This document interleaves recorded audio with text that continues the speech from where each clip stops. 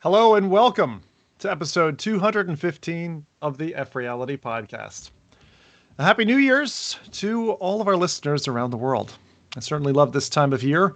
The annual reset. Another looming apocalypse, perhaps? What will be in store for this brand new year? Will we see VR headsets finally fuse comfort and capability? We can certainly dream. And we have a different kind of show for you today. If you've been with FReality for at least a year, you'll know the drill. We use an app called Slido to both poll our audience and generate some interesting views on VR from people just like us who are equally bought into this tech and its future. So here are today's topics. A wee forecast thanks to quick news, relayed fast as if the weatherman forgot his trousers. Each crew member will name a favorite game from the tattered pages of VR's 2022 Almanac. Zimo will spin you through our past Slido years, recounting 2019, 2020, and 2021, what some historians now call the new dark ages. Adam's brewed up some questions for the audience to see how 2022 fared, so be ready. And via an open Q&A on Slido, ask what you want and we'll answer the top voted questions. You can start doing that now at slido.com/FReality. Finally, I'll ask Jose if developers are in huddled hibernation or if there's a few releases for tired elves and fuzzy polar bear cubs to play with. Chat, do tell us what you've been playing as we close out the year today so we can pick up on your suggestions. But it would be impolite if I didn't first introduce the dirty mob bosses that run this underground entertainment engine. Her story begins with a machete. New, glinting, and as sharp as she is, it just rests there, waiting, seeking for the truth. This cackling TikToker has a hidden agenda, and a hidden planner, and a web app where you can book her for your next appointment. Her seances always start on time. It's FReality's favorite, crass lass, so book in some time with Adam Bombardi. Hey, Happy New Year, everybody. Happy New Year. A weird, confusing, happy, sad at the same time, and get all the early start on your resolutions, etc., what they always say. Yeah. But man, are you a resolution setter? Do you put goals down in the new year, or I don't want to call them resolutions, but I do set goals, but I will try to start them pretty much as soon as I set them, so I feel like it's not a resolution. Like, even if it's a week before, I'm like, it's not technically a resolution if I just start now. But yeah, I'll set various resolutions, like different lifestyle ones, like becoming more fitter. They're more specific, of course, but then there'll be different channel goals, different goals, with Live. So just all parts of life. I'll try to go back on what worked, what didn't work last year, adjust, and realize, like, wow, that was unrealistic. Like, I really wanted to read a chapter a day of a self-help book, and then thinking on that now, I'm like, that's a terrible goal. Like, that's not, who has time for that? Maybe like a chapter a week is more realistic. So, but that's something that I had to learn from over the year as I tried and failed. So it's like, all right, just restart with more realistic expectations. But I do try to make them specific. Is that like old school paper book or paperback books, or is it do you do the whole like audiobook thing? I prefer paper books because I just like, there's something about the tactile experience. I don't know if that's super dramatic for books to call it, but I like turning pages. I like the smell of a new book. Like, I feel like I can absorb more if I can actually like feel and turn the pages. But I'll also do like online course stuff too, and I'll usually consider like one little segment video as a chapter. So for the year, it was like either read a chapter or do one lesson of whatever course I'm currently in. Oh, very good. Yeah, we gotta put your noggin to setting those tasks for this year then. And have you what have you been up to? Any recommendations or things that you've been toying with over the last couple of weeks? This is a very random game, but most of my TikToks are quite random. But I actually picked up Tentacular, which is it's not what you think it is. I know what it is. It's an innocent game. It's not one of those, surprisingly, and I wouldn't put it past me to assume that though. But you basically play as a sea creature, so your arms are tentacles, and you're just trying to fit into society, and you get a job, and you're just trying to act as normal as a giant sea creature amongst humans can. So it's fair. But you could still. Are you describing Octodad in VR? Yeah. But bigger, because you get to. You're like a giant sea creature, and I don't know. I haven't finished it yet, so I don't know if we get a family. Other than we do find out, spoiler alert, in the beginning anyway, that you're adopted. Wow, because your sister or mother or whatever is a human, and so I was like, just what? I'm about adopted. to play this. Now that's like the first 5 seconds. So fine. It's great. It's really good. Tentacular is like, that's one of those games that I think if you glossed over the year, I think you'd miss it. And it's really a fantastic one. That grip mechanic with the tentacles when you're grabbing container ships and stuff like that. And oh man, they really nailed it. It feels fantastic to a big. I usually have kind of low beastie. expectations going into these kinds of games, but I was like, oh, this one's actually like pretty good and quite fun. And it's like got tentacle physics going on, so that's always good. That's always good. Yeah, exactly. Grip physics and tentacles. That's all we need. Yeah. Just check out her TikTok. That's all I'm saying, right? That's all I'm saying. All right. Move on to the next one. So thanks, Adam. This fella knows his way around the insides of a machine. When steam's pouring out and the headset's belching flames, who do you call? Meta? Valve? HTC? Well, of course not. We know to call Jose. How's business at Reboot, my man? Hey, cowabunga, dudes. I'm good, bruh. I've been like super relaxed the last 2 weeks. Kind of was forced into a relaxation of sorts. Doing some projects behind the scenes for an arcade that we're opening up next year. But I've been very focused in revisiting games that I kind of been thinking a lot about from my childhood, specifically Ninja Turtles. I've been I replaying every single Ninja Turtle game. Just but I've been doing it in MOVR.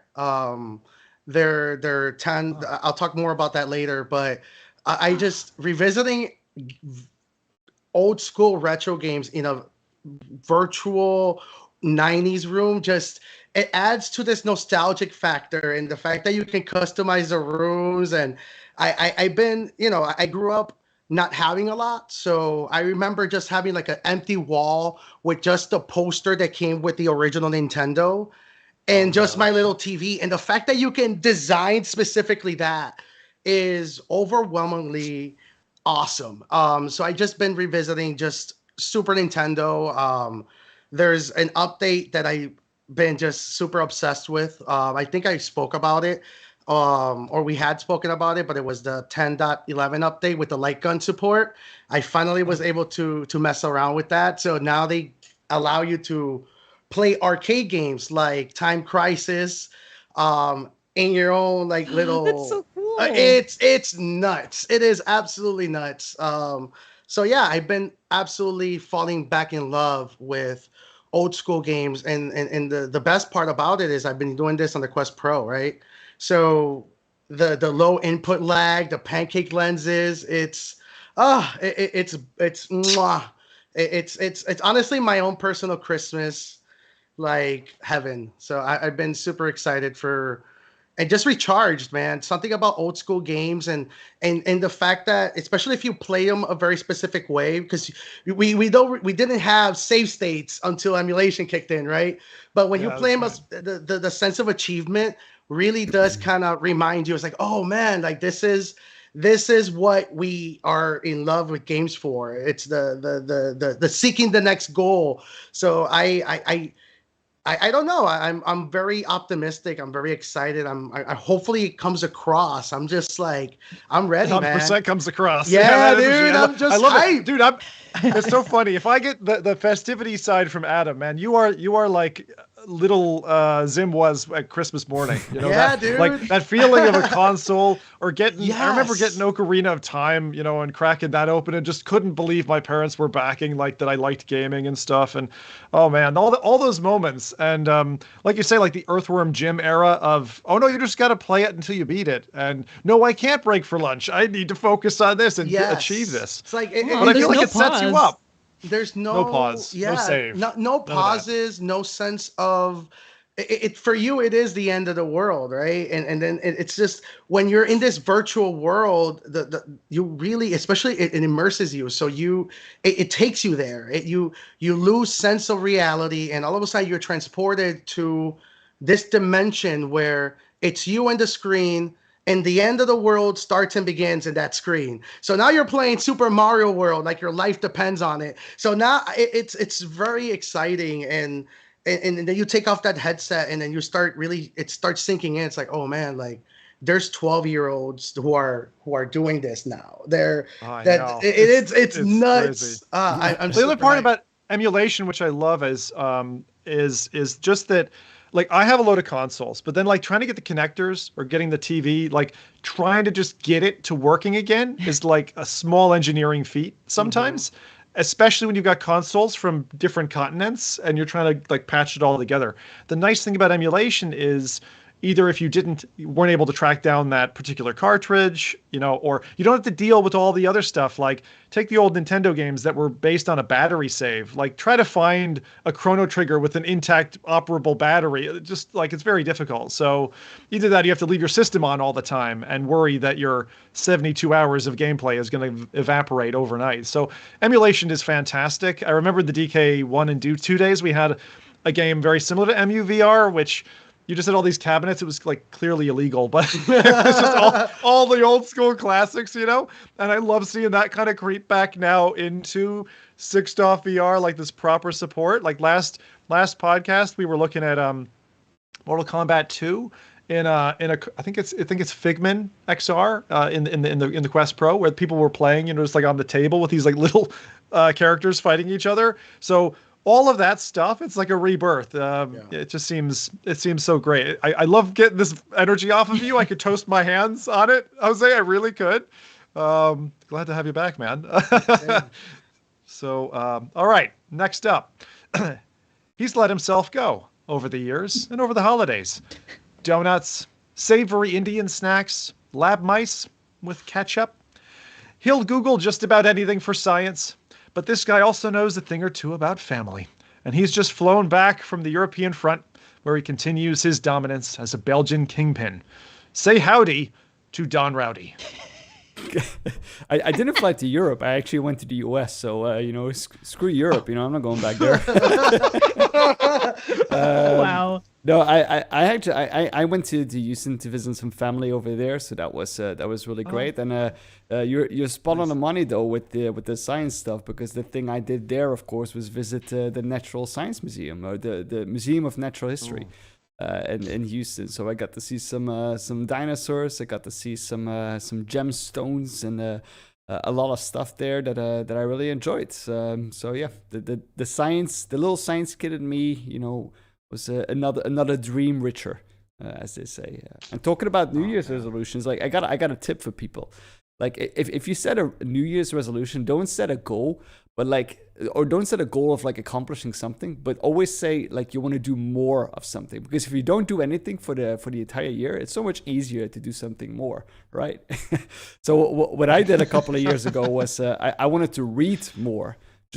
I wanted to read more than the year I did before. While in that year I didn't read at all. So it was like really easy to like just pick up something. And actually that's been like, I've been keep on doing that. I've been reading a lot of textbooks. I've been reading a lot of like novels as well. So I've been my reading this year has definitely improved because of the more strategy, and it's something that I really enjoy. And I'm gonna try and continue that for the next year. You know, set some more statements or more resolutions out there. I want to do some more courses. I want to do some more reading. You know, those are the things that I put up. Do something more. I like that tip. I love that. That's a very nice tip, because I think one of the things that people get tripped up with is kind of a guilt cycle around these things. Like you set a goal and then you don't make it, and then you're like, the next year you're totally unmotivated to do more.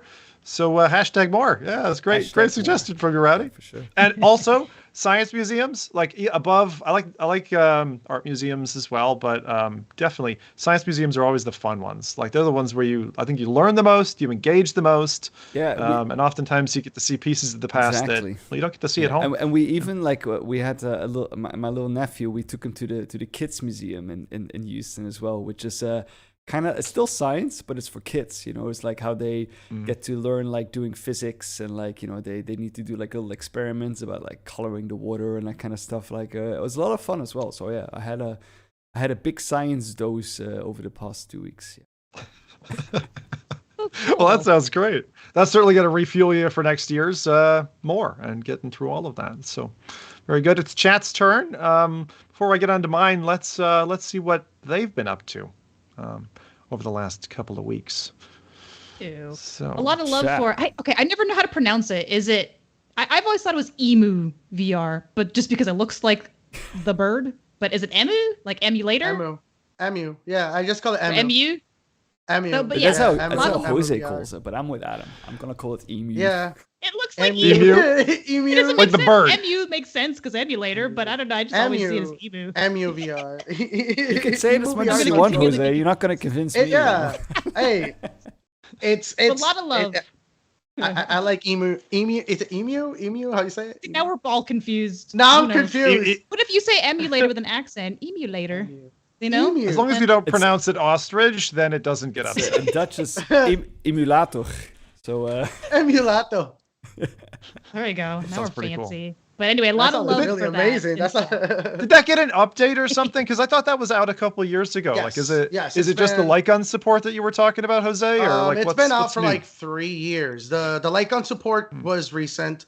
I know actually the Lycon support has been out for a while, but they added the skins.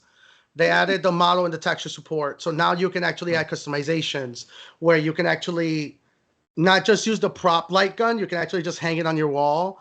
So it actually becomes a peripheral. So you can actually use like the Duck Hunt peripheral for the Nintendo, and you can actually play Duck Hunt with the actual gun in the virtual space. And it's running off the ROM.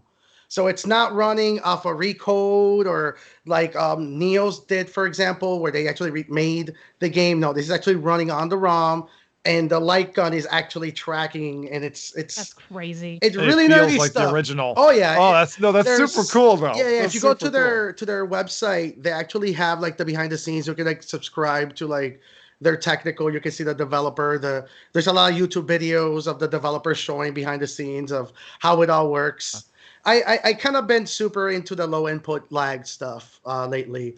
It's something that I kind of want. That's kind of my personal New Year's resolution, which is bring out as many of my childhood passions into the new world. So yeah, emo VR, yeah, cool stuff. So chat's loving you. Okay. Hell yeah. And I saw an interesting comment there. Arcanian said, I don't normally watch YouTube ads, but I just watched an epic ad for Demio. Maybe VR has gone mainstream.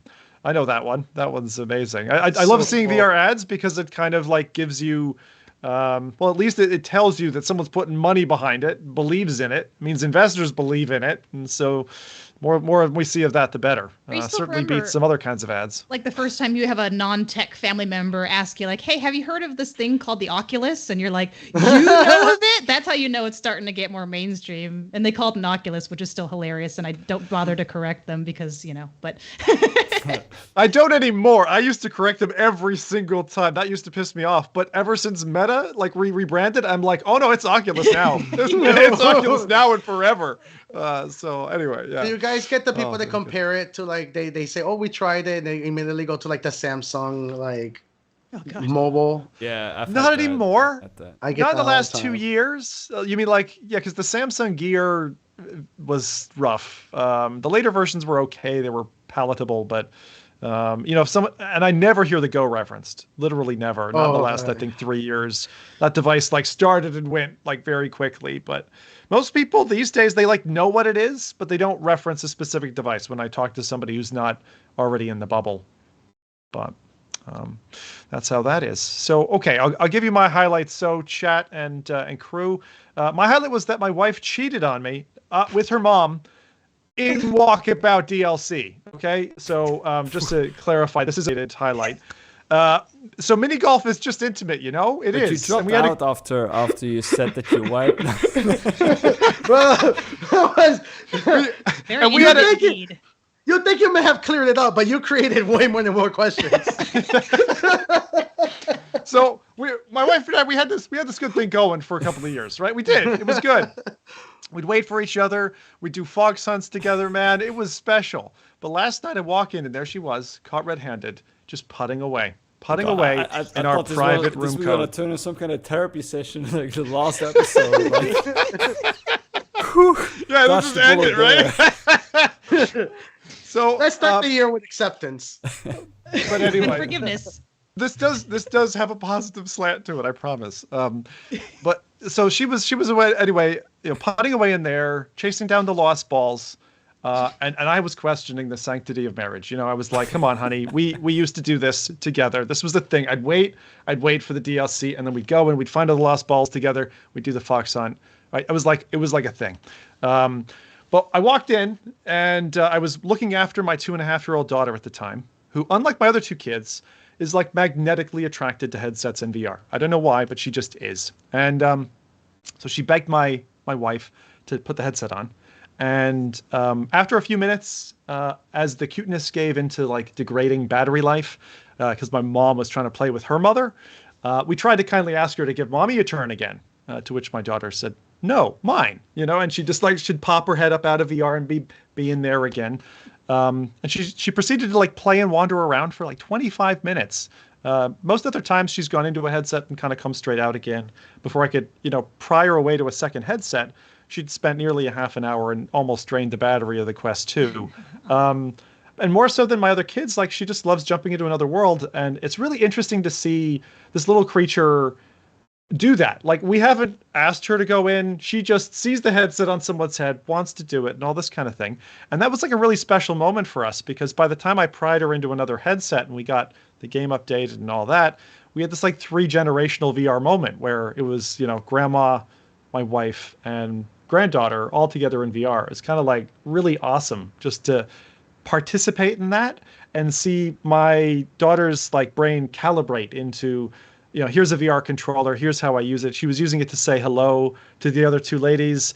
And it was just wow. So like I did a bunch of other gaming over the last 2 weeks, but last night that was just a really special moment. And Karen, if you're listening, I feel awful about it. We're going to have to go in and play some more mini golf to get over the sadness of that. But yeah.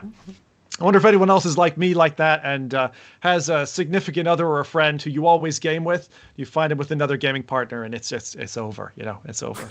Gotta find more balls together again. Exactly, right? We got to just get back into that. To be honest, I'm about 3 or 4 DLC behind, so fair enough. I think she grew impatient.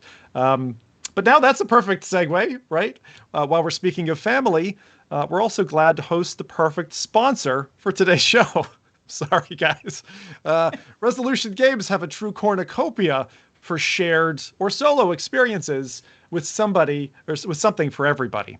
So they are asking very rightly, and no one else can ask it better, what's your resolution this year? Are you going to try out Demio, play some Blast On, hop about in Ultimex, Akron Cookout, or maybe just hang out with friends and family in Bates' new multiplayer update? As we learned during the Stellar Resolution Game Showcase in mid-December, there's a game for each one of you. And as a quick summary, we got a new trailer for Demio. That's what Arcanian was talking about just earlier in chat. Blast On went free to play. They released new pass-through multiplayer in the form of spatial ops. Oh man, I even tried to go out to a dark like baseball field here and do that in the dark, and that was super fun to have a space that's way bigger than my home. And you can even hang out on inflatables in multiplayer bait.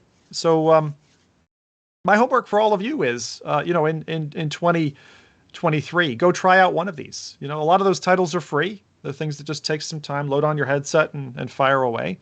But my personal favorite out of that set has been ducking and diving in my living room with spatial ops. And the best part about that is it makes like classic Nerf gameplay compelling, while not disturbing anyone or having to like hunt for arrows or balls or pellets or whatever, foam darts that always get lost. And you also get to set up and draw your arena. It really does feel like your home space becomes something completely different. And even if you've got like a cramped house, you can still duck between furniture and stuff like that. Like we've got this route running through rooms of our house, down a hallway into another room type of thing. So it's really quite flexible, and it doesn't have to be square. So there you go. That's Resolution Games. Thank you very much for sponsoring today's FReality podcast. Now it's time to move on to some lightning lickety quickety quick news. Really, it'll be fast this time, I promise. We will not go past the hour mark. Just 5 little bits before we get into our interactive part of the show. So first up, I love new hardware, and we have a new headset and form factor that looks quite interesting. The Canon Mreal X1 Enterprise headset is an upgrade from prior offerings from Canon. Now we've seen this, but it's kind of been in the back cabinet, right? Not many of us. I don't think any of us played with it. Maybe Jose, have you ever played with the Canon headsets? No. Okay. So it's a pass-through AR headset with about a 60-degree FOV. Okay, so that's quite limited, but again, AR headsets tend to have a kind of limited field of view. It's got a 1920 by 2160 per eye resolution. And the interesting feature that this one has is a grip handle. So if you think about yourself being at a clinic or some kind of artist's showcase area, right? You want to demonstrate something. There's this flattened grip handle that holds the headset so you can view it and hold it up to your eyes. And it's really funny because when I have like a little kid, 3-year-old, 5-year-old or something, they're trying to hold up a headset. They do the exact same thing. They hold it up that way to their eyes. It's comfortable for a short time. Reminds me of like the Virtual Boy back in the 90s, right? Where you're just kind of putting it up to your eyes without strapping it to your head. And view-wise, the way this headset works is it passes real-world images through a pair of front-facing cameras, then mixing that with virtual images onto a display. The form is also quite flat as a headset. It sits in front of the user without side light blockers like you have, I know at least optionally on, the Quest Pro. And I would just mention that this one, although I want to show it off and like let people know that this is another form of VR and AR that's out there, it's not really one for consumers like us for a few reasons. Number one is that its launch is in Japan only. The original headset as well was limited just to that country. It's unlikely to come overseas. The price is also astronomically high, probably between several to tens of thousands of dollars. So this thing is dramatic in terms of its price. It's very much an enterprise unit. But I'd be very interested to just try one day because the form factor is just so cute. It's kind of short, small, compact. And for anyone who's tried a Pro or tried other headsets that don't limit your field of view, I think there's really a good place, a use case for that, right? Say you were in a doctor's studio and he was showing you a 3D, CAT scan of your brain. And you're like, okay, here's where the problem lies. We can finally fix you, Adam, and make you a normal human being again. Like something like that. Yeah, you're welcome. No way. So that's it. That's the Canon AR headset. Might come in somewhere around $15,000, but that's it. Yeah, that's what it looks like if you wanna go top end with AR. So there you go. That's the Canon. Yeah, I don't know about this one. Yeah. Regardless of the price, I think that the application of it is not convincing enough. The only use case where I see this for is for demoing a product, like they show as well, showcasing, but like the interaction and like not having any feedback, and then the enormously long cable that they have, I don't know, it feels, I don't know, it's weird because it's supposed to be futuristic, but it feels a bit dated. Antiquated, yeah. And the holding the headset, I get it all, but the only thing I really like is the flip-up design, but the headset for me would have to be wireless, and there would have to be some kind of haptic feedback. So, for example, controllers or maybe because I saw they used a pen somewhere as well. So maybe if they have third-party things that like you can have a more like finer interaction with, because like I know from like, you know, working with your hands, the detail is just not there in trying to like figuring stuff out. So yeah, I mean, it feels a little bit dated. Yeah. For me, I would like to know what the depth sensors are, right?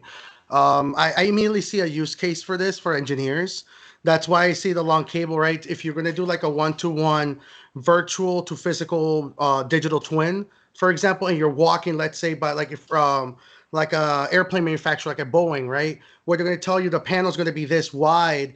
You can actually, they're using virtual cameras now to move the physical so you can see the virtual space, where I think that's kind of what they're making this device for. Yep. The question is, what are the depth sensing? Can you actually, if the cable's long enough, that's what I'm thinking. I'm imagining, you know, train engineers, people that are doing, you know, virtual digital twins on a physical construction. That's kind of the next step of where everybody's using virtual spaces now and virtual Isn't it gonna production. be like a giant cable mess with like people running Pretty over much. the floor? That's like, kind of giant. If you go to the Boeing manufacturing plants, that's exactly what it looks like. They actually have somebody with a virtual camera walking around, and you can see the process go one by one as they start physically constructing it. So having a stylish solution, something lightweight that like a quality assurance XR, whatever you want to call it, it's looking around, makes sense. It's just the questions should start being asked now is how good this is at one-to-one tracking with the real world. Yeah, I think we've reached the point now where virtual fidelity or graphical fidelity is now, pancake lenses are going to change everything. We know we're there now. Now it's the tracking, the depth sensors. I feel that's why everybody's kind of quiet on the tracking forefront. There's no conversations on that, and I feel that's the reason. Everybody's just waiting for that beautiful algorithm to just change be everything. able to solve it and make it convincing. Mm-hmm. Yeah, I love that you went for the largest possible scale. I think about a warehouse with a cable reel and the guy walking the length of the warehouse where you build these planes. But you also brought my attention back to early VR simulator that was like IKEA build furniture type thing, right? Has anyone assembled one of those? I remember one in London I put together, and one panel was the wrong way around. I can't imagine the complexity of doing that on an aircraft, but I guess if you got 20 people on the job, you don't make those silly mistakes, or you at least hope not. Anyway, so there you go. There's one. Looked a bit of an odd one there.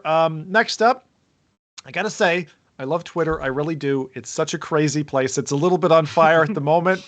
I still love it for that reason. Without that place, we wouldn't have video like this next one. And this features a woman with a Quest 2 that appears to have googly eyes on the front, which used to be one of Rowdy's favorite things, part of his old channel. But wait a minute. Those eyes are moving in sync with what appears to be eye tracking. This creepy post comes from a Japanese Twitter account named NTVRD, who shared this message, translated by Google Translate, so it might not be word for word accurate, from Japanese. I used a circular display to set my sights on Quest 2. I feel good. Next, I want to use eye tracking to link with the line of sight. Is this a solution for people who are not good at making eye contact? Question mark. I just think it's awesome. It's creepy. There's all kinds of reasons why this is kind of a neat thing. I hope this comes into future displays where you've got like an LCD panel at the front and you can see people's eyeballs through the headset, maybe modified or something. It's hilarious. Oh my God. But do you see this possibly getting integrated? You know, like, will this come in to future headsets, or do you think it's too creepy? I hope not. Yeah. I don't see it like this, maybe, but I do see before we get like actually like translucent panels, that we get like a video feed monitor on the front or something that would because there is like a certain appeal to it, I think, right? Yeah. Seeing the person behind the mask, or to see something less how would I say it, like distorted, the face is completely gone, to have like something a little bit more like, think about like how the Game Boy evolved from like being like this like gray block to like is something very colorful, and like I think that we'll see more like appeal factors appearing into headsets. Yeah, for sure. You really reached out to the future there, Rowdy. You said translucent displays. Like, my God, oh, you mean all the plastic and electronics are just see-through, Oh, and I'm you can ready. see the face? Oh, yes. You think that's coming? Oh yeah. I want a boy, it's translucent headset. I want to see through question. That- If somebody Interesting. makes one. Like, I mean, that's- the thing about like augmented glasses and all that stuff, it's all based on that kind of technology, right? So, I mean, yeah, I definitely see that. Well, if we're gonna have virtualized come physical, I want it to just be unified into one eye. Then just make it one, like in the center of the eye. I want to look like Cyclops. Sauron. I'm Yes. watching you. Yes. What's would be Jesus. interesting about this is like something that differ like specifically for content creators, which might be kind of niche, but that's one of the problems VR creators have versus desktop creators is like you can see a desktop creator's expressions while they're playing the game, and that kind of adds to the fun of watching them. But when you're in a VR headset, you can't quite get that because you've got like a brick on your face. So you can maybe get some body motions from what they're experiencing, but you can't get facial. I don't want to get too nerdy, but like, what do you guys think about? Well, Liv is doing some of that stuff, right, with the masking of the tracking solutions. What do you think about virtual avatars? Like when the Meta is already experimenting. The Vive is doing it with the Focus 3, where they have the facial captures. Do you think that's a better solution, where their face is being captured? So now you have a virtual replicate, like I guess a physical virtual replication of your actual face. That's replace the person. So yeah, with the character. Yeah, or, but then the character looks almost like you, or whatever you want it to look like. Exactly. I haven't seen that look good yet. Like it's the ones that I've seen just don't look quite right, because like maybe your face is too still, but then it's just the mouth and the eyes moving, and it's just maybe eventually, but I don't think that's what I'm talking about. Like, have you I'm more talking about using like you ever see, like, I forgot what it's called, like Jumbo, which was taking like a picture and it will make the picture look like it's singing. So it's using similar technology applied to you. So it's your actual face, but now the only data that's being updated is just your eye and your mouth. Everything else is actually you, because you can see that. I think that's definitely coming, Jose. I think that like the recent, I don't remember if it was an Unreal Engine 5 or some other technology. Unreal's doing it. But I know there's the metahumans, right? There's also this recent keynote that we had with Zuckerberg, where it showed the full face, and they had several different characters. I don't remember the people, if they were engineers of Meta or whatever, but they were showing a very, very near real, proxy of your real face, just based upon the eye and facial tracking. And so to kind of respond in a way to Adam's point about content creation, I feel like that's about to leapfrog over almost what you call desktop or flat gamers who, you can see my eyes, you can see my face. You're going to get to a point where you've got their emotions from their face captured, but you will also have, just like you have with like an Instagram filter, the ability to hook into that. And if you want, just like you have with audio today, where you have the ability to equalize, right? You're like, oh, I want my smile to get 10% smilier. So it's almost right? like we're and you'll be able to, like, of totally... ourselves. Like we're VTubing ourselves. Yeah, absolutely. And I think that's actually coming. I just don't know if humans are going to the thing is, it's already like that or not. It's already here. I was gonna. It's just like in the gaming scene, it hasn't really been implemented yet because of the resource that it requires probably to like implement this. But like, I think like, for example, if we talk about the future, I think something like, for example, character creation screens, they're going to be completely changed with like, the advent of like, things like DALL-E and like, ChatGPT and like all of those kind of things. Because what people literally do is they upload a picture or something, and then using a transformer encoder, what you'll get is like the program will like just like take that picture and then generate an avatar in the style of the game, or in the style of like, the engine of how it looks like in the game. So you will have like avatars. For example, you say, I want to look like Batman. But if you put a Batman in the game, it will not really look right because, he's completely different style. But then that transformer encoder will take that and transform that character into a character into the game. It will still look like Batman, but it will be like in the style of the game. And I think that will kind of like bridge that gap a little bit between like, being so unique, but at the same time like too out of the entire atmosphere of the game. I think it will bridge that gap a little bit and like bringing that closer. So, or you'll upload a picture of yourself. You know, you see that now with that Lensa app as well, where people like upload a picture of themselves and they look like in different kind of styles of themselves, just how they would look as an astronaut. It's kind of like that, but then like on a 3D engine of a game and get an actual model out of that. I think that's going to happen. So excited by all this. Probably this year. I'm so excited about all of this because I feel like VR has just gotten it's taken its decade to establish itself, and now AI transforms like that are coming just at the right time to benefit. Like, think about it. Why is it that we are so frustrated to some extent with where VR is in terms of gameplay and all that? Like, it's mostly because of investment, time, development cost, right? To give us the realistic open world that you want to go and explore. So you get that holodeck experience, something that's not just a limited feature set, not just a third of a chapter of a volume of a book, but actually the full deal. And I think that filling in those gaps and building that story out, God, we're getting so close to that precipice where it all just transforms. And who wants to do that in a flat game when you could do that, when you could be in the game? You could be inside that world. I'm so glad you said that, because I was actually, one of the things I've been thinking about lately is exactly that. It's what is lacking for people to really take on virtual reality. And I really do feel the limitation, regardless of how much we try to disguise it, it's always going to be the realization that we are immersing ourselves with intention to be immersed. So scale is always going to be important, no matter how small the interaction is. Scale has to be bigger than life itself for you to be fully immersed.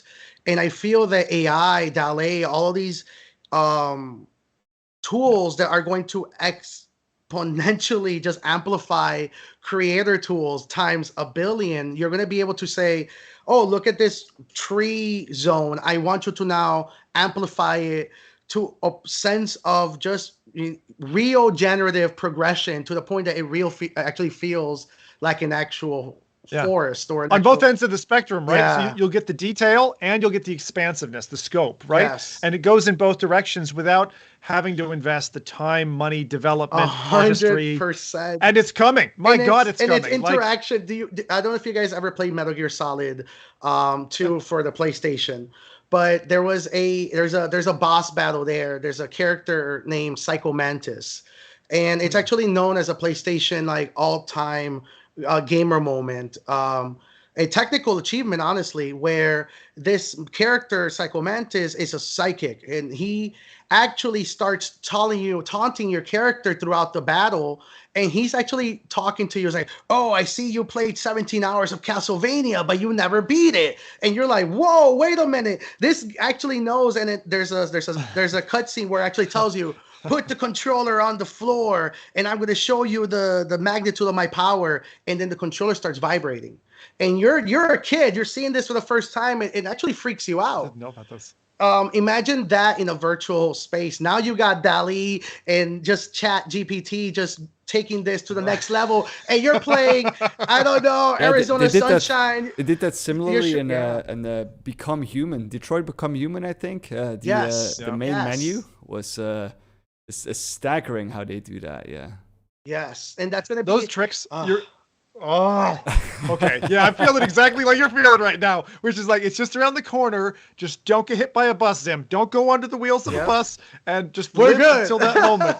We're getting there. We really are. There's demonstrations already done with people like interacting with NPCs, and this was like 2 years ago. So we haven't seen that yet.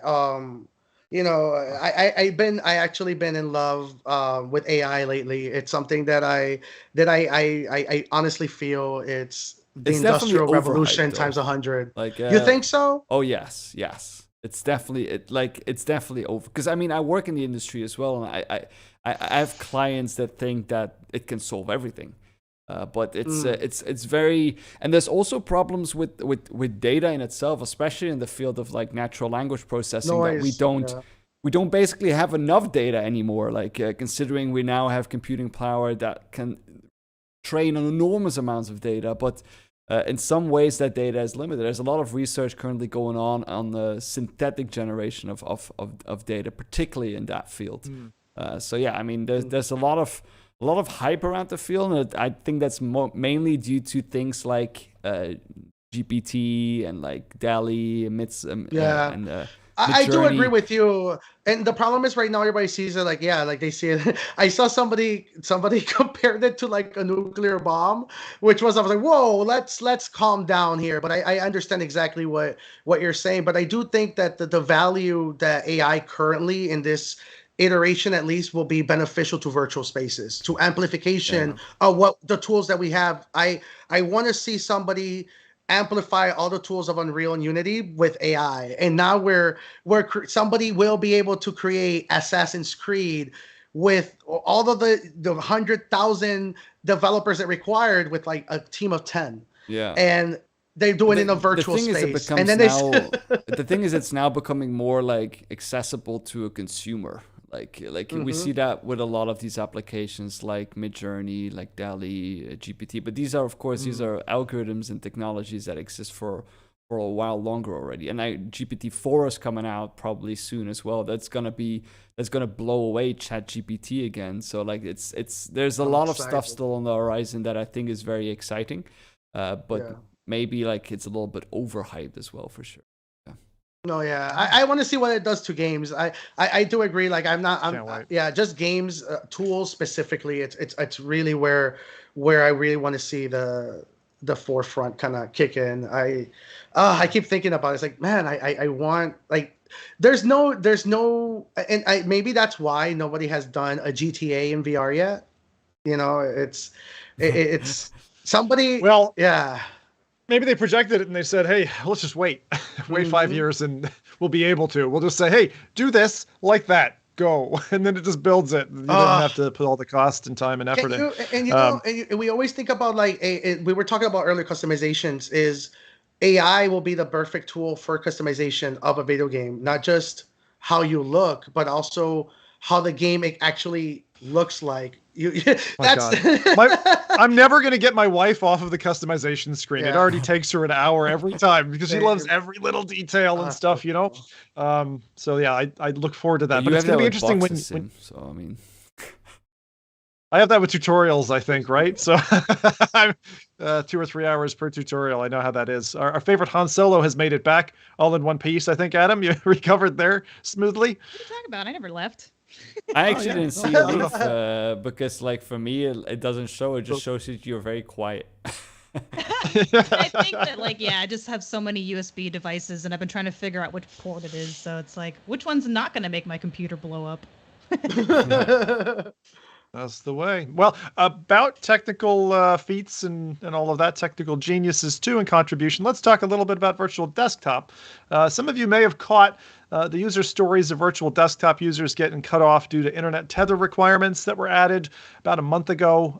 So I wanted to mention that on December 19th, Guy Godin of VR Desktop released a version to add local discovery fallback for those who want to use Virtual Desktop completely offline. So that should help restore at least some, if not all, of the people who were using it in that format legitimately. Originally, the licensing requirement for Sniff to Internet was added, I think, to combat some illicit use of Virtual Desktop. But I got to say that Virtual Desktop has been a real Godsend ever since the Quest 1 days. You know, play where you want, even outside of our homes if we wish, access to our home computers, networks, that type of thing. But, you know, standing cable free on your own, Virtual Desktop still to this day is an invaluable app. So if you didn't catch the update and you were a little bit miffed at that recent addition, I wanted you to know that things have been course corrected in that respect. Good. That's one thing that's come our way, but we've also got another thing coming our way, and I'm sure at least 2 of our crew members are going to be well interested in this because they're booked and set to fly between January 5th and 8th in Las Vegas. There's a little show, very small show, called CES, which is coming. It's a big expo on consumer electronics, and if you like gadgets, then this is your one-stop shop for new tech and getting hands-on. It really is, in my opinion, it's the geeks Burning Man. Like, people just come together in the desert and go mental for a bunch of new tech. But also, another thing we got a little word about, this got me super excited. As a recent PS5 enthusiast and PSVR eager wait to play guy, there's a Sony Global Press Conference coming with more info on PSVR 2 expected. That's coming January 4th, which is next Wednesday at 5 p.m. Pacific. That's 8 p.m. Eastern, 1 a.m. in UK time. So Brits, you got to stay up for this one. And if in Europe it's 2 a.m. and you got a work day the next day, I'm sorry. But, PSVR 2 beckons you to listen in and tune in. So again, that's January 4th, next Wednesday for Sony's Global Press Conference. Both Adam and Jose are making their way out, and we look forward to hearing back next episode what they managed to try out. I know last time we got a chance to poke Adam about it, but not yet Jose. I did want to ask you guys, when you flock to these gadget shows, what gets you excited? Is it rumbling underpants, big flashy displays? What gets the harp music playing in your head when you go to one of these gadget shows? I'm curious. At least for me, I remember last year just having a whole hall dedicated to VR was really nice to see. They do separate it out pretty well, where you've got AI and robots in this section, but to see a whole hall, and it's like this is really, if I'm only here for a day, this is the only place I want to be, or I would want to be. So that was really cool to see. And you would see some weird, silly things and a lot of buzzwords flying around, which could be hilarious. I'm guessing this year, the big things, even if they aren't directly related to this, is a lot of people are going to use the words hologram and AI. And so I think metaverse we'll see floating around a lot too still, even if it's like a toilet. Somehow it's the metaverse toilet. I don't know. They'll figure out, marketing will figure out a way to get it to sink in with those, those buzzwords we love so much.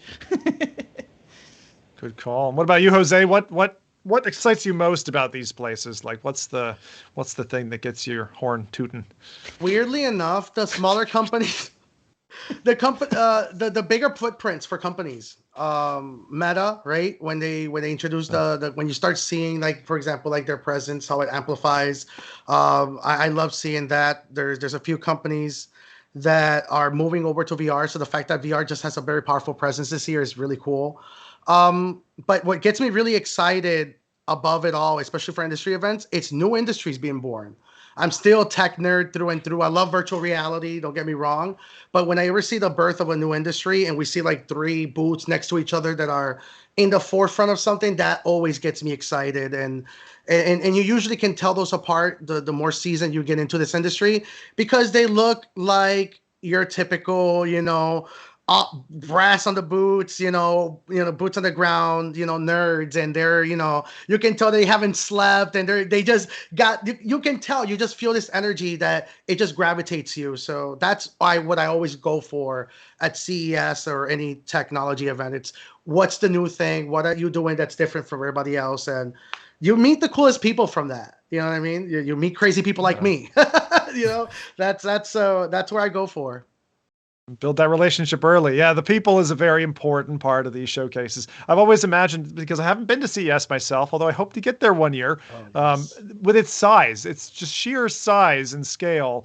That might be difficult to navigate it. And I'm glad you've mentioned about their compartmentalization of VR and AR, for example, because that's certainly at bigger showcases. You sometimes have to hunt for the booths, where's the VR located? So it's good that they got that kind of together. To add with what you're saying, there's a misconception, like, this is the first time VR has as big as a presence as since probably 2015, 2014. There's a lot of movement in VR now. that there's been a few years that it's been silent. CES last year had maybe like three, four booths. No, this is the year VR is here. I think a lot of businesses are gunning for it again now that we're past the just survive through lockdown piece, because I think a lot of businesses were in that mind state where they're like, we're going to survive, we're going to see what's coming at us, but we're going to hold back, right, and not make too many dangerous plays. But now is the time when entrepreneurial minded people are like, okay, roll the dice, make the play. Now's the time to get the stake of the market, right? Because if you wait a year from now, it's going to be too late. So really curious what stories you both have for us. So I suspect our next episode will be very much CES centric. Oh yeah. Looking forward to hear what you guys get to check out. That is what gets Zim's horn tooting for sure.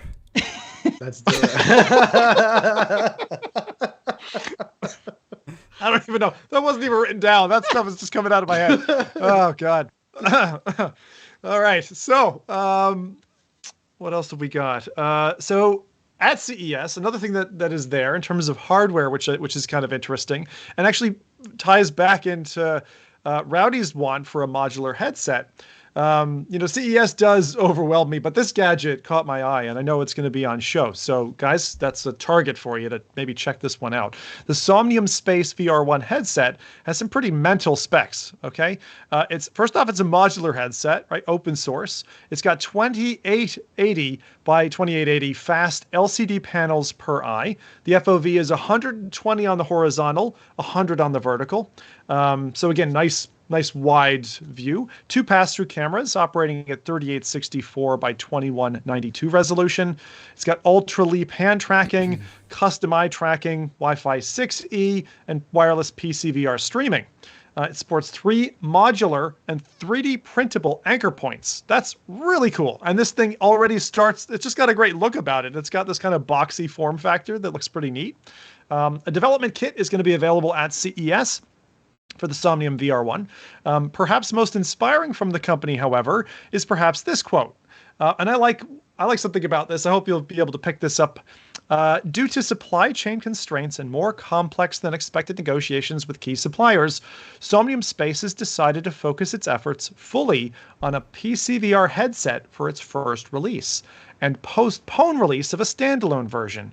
Somnium continues R&D for a standalone version of the VR1 headset and will bring more information after the official release of the PCVR version. I love seeing a company double down on PCVR, particularly that's open source and has wowing specs. So that's just neat. And that was the one thing for CES that I picked out of everything that's coming. You can never, I find, get a good cross-sectional view of CES until after. Like, it's not like a game show where you kind of know who's showing up and you can kind of guess what's coming. CES is always like a random dice roll for me, and what comes out is sometimes very eclectic and sometimes very surprising. So hopefully we get some good news, not just from Sony, but also all these manufacturers who are backing all the various forms of VR and AR.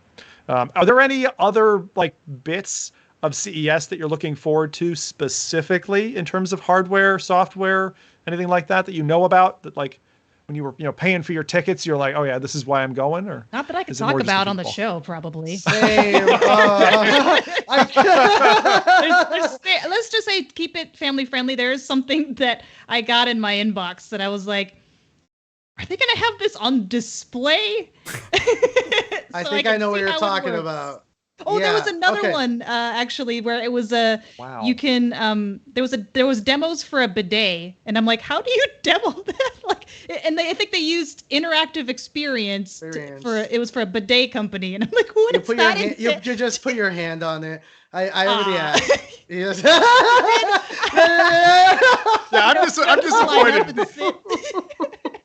So that's, what they're doing. They're just falling into all, the stock photos of ladies on the toilet in a VR headset and stuff. That's it. They saw those and they thought, that's a great idea. I'll just make a bidet company and you can have interactive experiences on the John. I do know the one thing that I heard rumors of that I definitely want to check out. There's nothing confirmed yet. There's some demos, stereoscopic mixed reality, stereo mixed reality, sorry. Being shown off demos of it. Stereo mixed reality is similar to mixed reality, how Oculus is a different algorithm. I know Valve is heavily involved in it. It might be DECA related. We don't know. I definitely want to see every single stereo pass-through demo. Maybe I might catch something in the wild, but nothing yet. That's all I can say. And by stereo, you're meaning true depth in mixed reality? That's what they're calling it. I don't know the details yet. I've seen some demos. Okay. I know that Valve, Bradley actually released a video showing the demos on the Index. The Index is actually capable of doing the mixed reality. The Valve Index is capable, a lot of people don't know that. The Valve Index is capable of doing mixed reality using stereo cameras. They wouldn't put that in that hardware for these many years if they weren't doing something behind the scenes. I heard there's some demos being shown of some special cameras that can do this very, very well. That's kind of something what I want to see. Tracking technologies, that's kind of where where I'm at. That's like- PCVR and tracking is where my brain is at. Yeah, I know. Even if it feels a bit light on the software side for PCVR at the moment, I still that's still what attracts me back. Everything Almost goes like to PCVR. Think of the 70 PlayStations. Every single video game console. Same. They're all Same. PCs. x86 is the future. The all-in-one is just a Trojan horse for the metaverse to get started. PCVR. I would show. I think that's my New Year's resolution. I'm gonna get a PCVR tattoo. Doubling down on PCVR too. I'm very excited. Go with the Well, more. that's good. What are these Go with tabs? the more. What do you mean Moore's law or what do you? Oh, more. More. Okay, got it. More got it. tattoos. More. Get more tattoos. More Right. tattoos. Yeah, more PCVR. Hashtag more PCVR. yes, Sounds yes, good. yes. Oh, very, very good. Okay, well let's spin it over to one of the main topics then. See that? The quick news done, quick, very quick. Now we're gonna move into our game of the year, or our collective games of the year. What each of us have nominated. I don't have a special order here, but I'd be happy to go last. So, who wants first up? Just to describe to the audience what you chose, why, any runners up, anything like that you've got. I can go because usually, I mean, my name starts with A, so I'm always used to being picked first and everything. It's a nice little hack you did there. Yeah. I'm sure that was intended as well. Go ahead, Adam. Why Fire not? away. Okay, so I had 3, but I think I'm gonna go with my number 1 first, and then 2 honorable mentions after that. My first pick might be a little bit controversial because it is, if this is any hint, it's not available in all countries, and there is a subscription fee, and I guess it's kind of sort of gamey, so it might be on the skirts, but I do have to give a lot of props to Supernatural. So because I have been playing this thing at least 6 days a week. I've lost at least 10 pounds. It's really helped me with my goal this year of just kind of being active in some way and not just sitting on my chair or being in my headset sitting on a stool. And I really love it because a lot of people do compare it to kind of like Beat Saber, but it's not, because they actually gear you towards physical movements. I feel like Beat Saber is very wristy. Like there's a lot of this going on, but with Beat Saber, they actively encourage you to actually, use whole arms. There's a lot of Supernatural. Yeah. Supernatural. Yeah. There's a lot of lower body movements as well. You've got, squats, lunges, leg lifts. Recently, they added like the knee strike. So they're very health and fitness oriented. And besides flow, they've got boxing too. And even if you really wanted to go into, they got like more mental health related things like meditation and stretching. But yeah, I am very cheap, so I very rarely will I get a subscription to anything, but after having tried like a Supernatural trial and then going back to some of the other like existing fitness apps out there, it was just kind of like, it was a bummer because the music's also really good. They have all of your top like well-known songs in it, so I can't, it's helped me so much. Does it continue to be fresh as well? Because every day. Every day they release new maps. It's crazy. I don't know how, but yeah, it's every day there's new maps released. So you're always gonna find something new. And then they have a backlog of all of the daily maps they've ever had. So even if you don't like today's, it's just like, well, just go back the list. There's like 20 plus pages just for one difficulty level. So you'll find something. Sounds awesome. It really does. Wow. I did get a chance to demo that when I was in the UK, but you're right. Like we weren't able to do the subscription. What is it every month? Is it 5, 10? How many? No, it's actually kind of expensive. It's at least for me, it's $18.99 a month, and it went up. Okay. That was the upped price. So it is pricey. Jeez. But What if you're doing it 6 days a week? But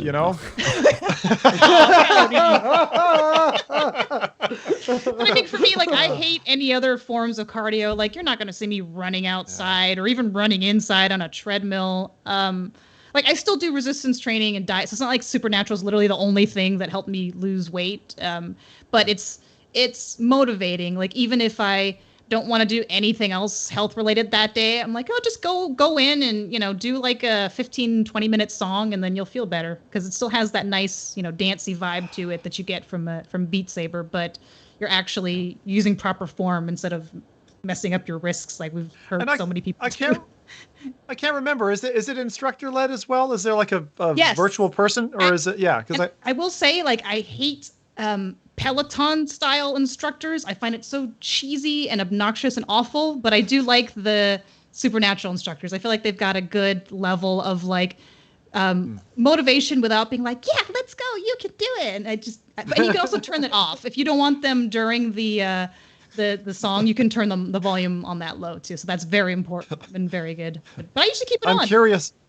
Yeah, if you paid someone mentioned we want everything, right? Yeah, they give you the full package, man.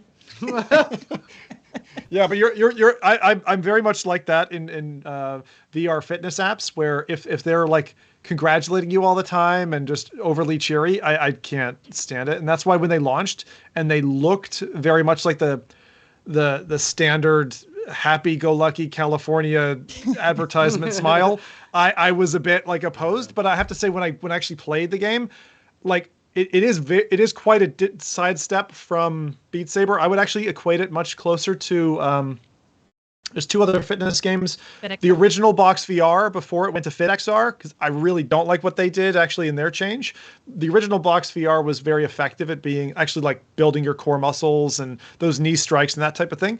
And then the other one was Les Mills. Les Mills has pretty good instructors, but the content's pretty limited. Again, it's not subscription, so that's an alternative for people from again earlier in the year this year. But Supernatural, God, that came out of left field. That's a really good year pick. What were your runners up then? I'm really curious now. What didn't quite make the cut? My other runners up, because I have also used these games / apps throughout the year as well. My second one is Kayak VR, which I didn't think I'd like, and I like it more than just it's pretty.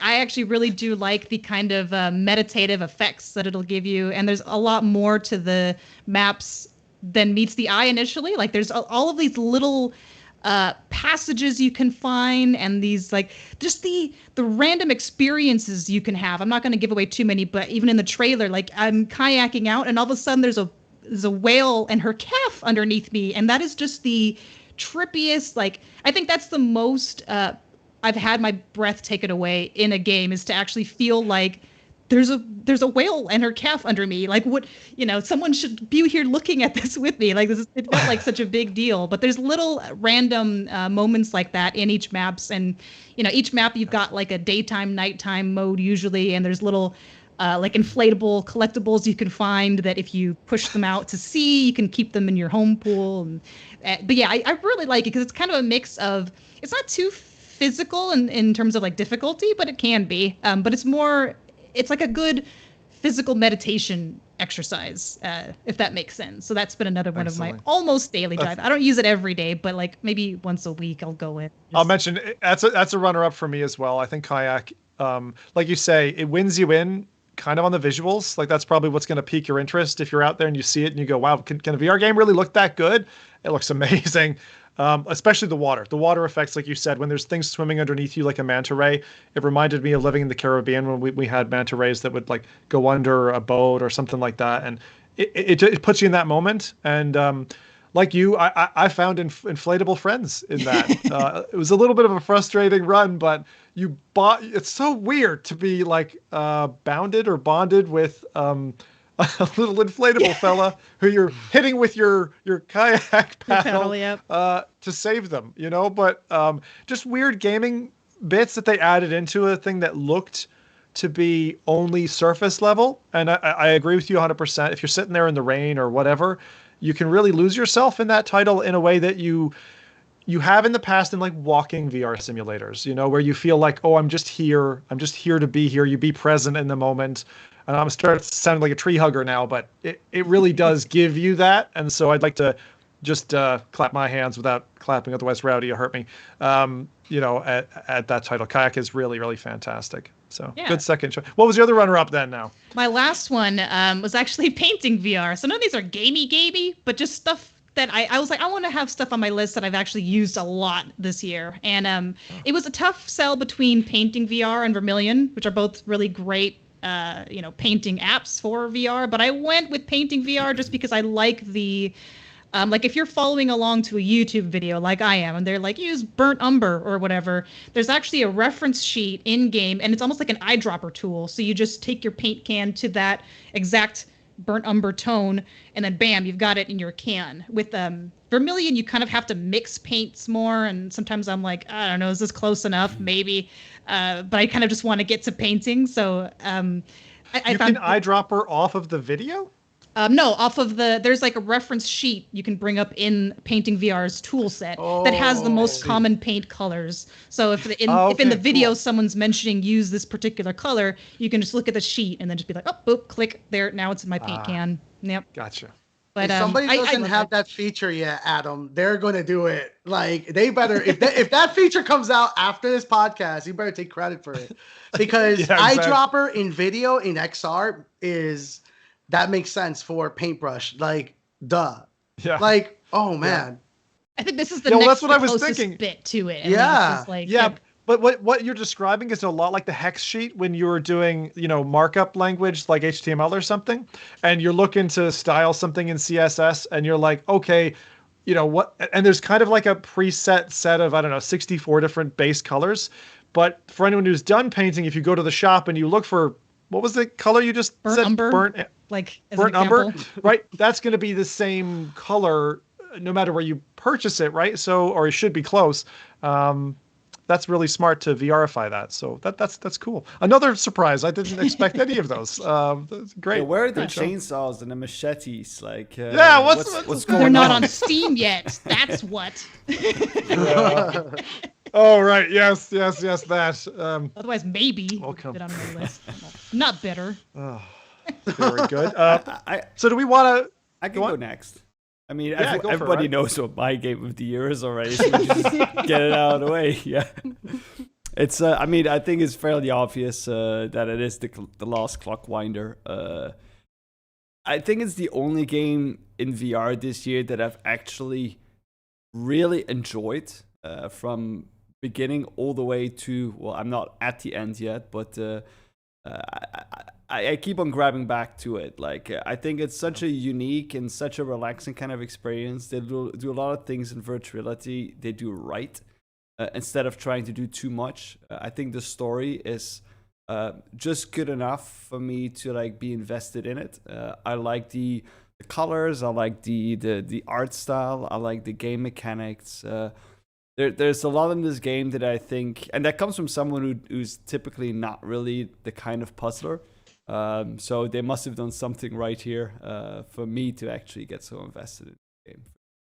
That's beautiful. It's such a wonderful combination. It's the only game that I think does that cloning mechanic right, and they just do it in such you can't help but play with it. Like once you start cloning yourself, you're like, okay, you're high-fiving yourself, you're tossing balls around, and it's the optimization part, right? It's that component.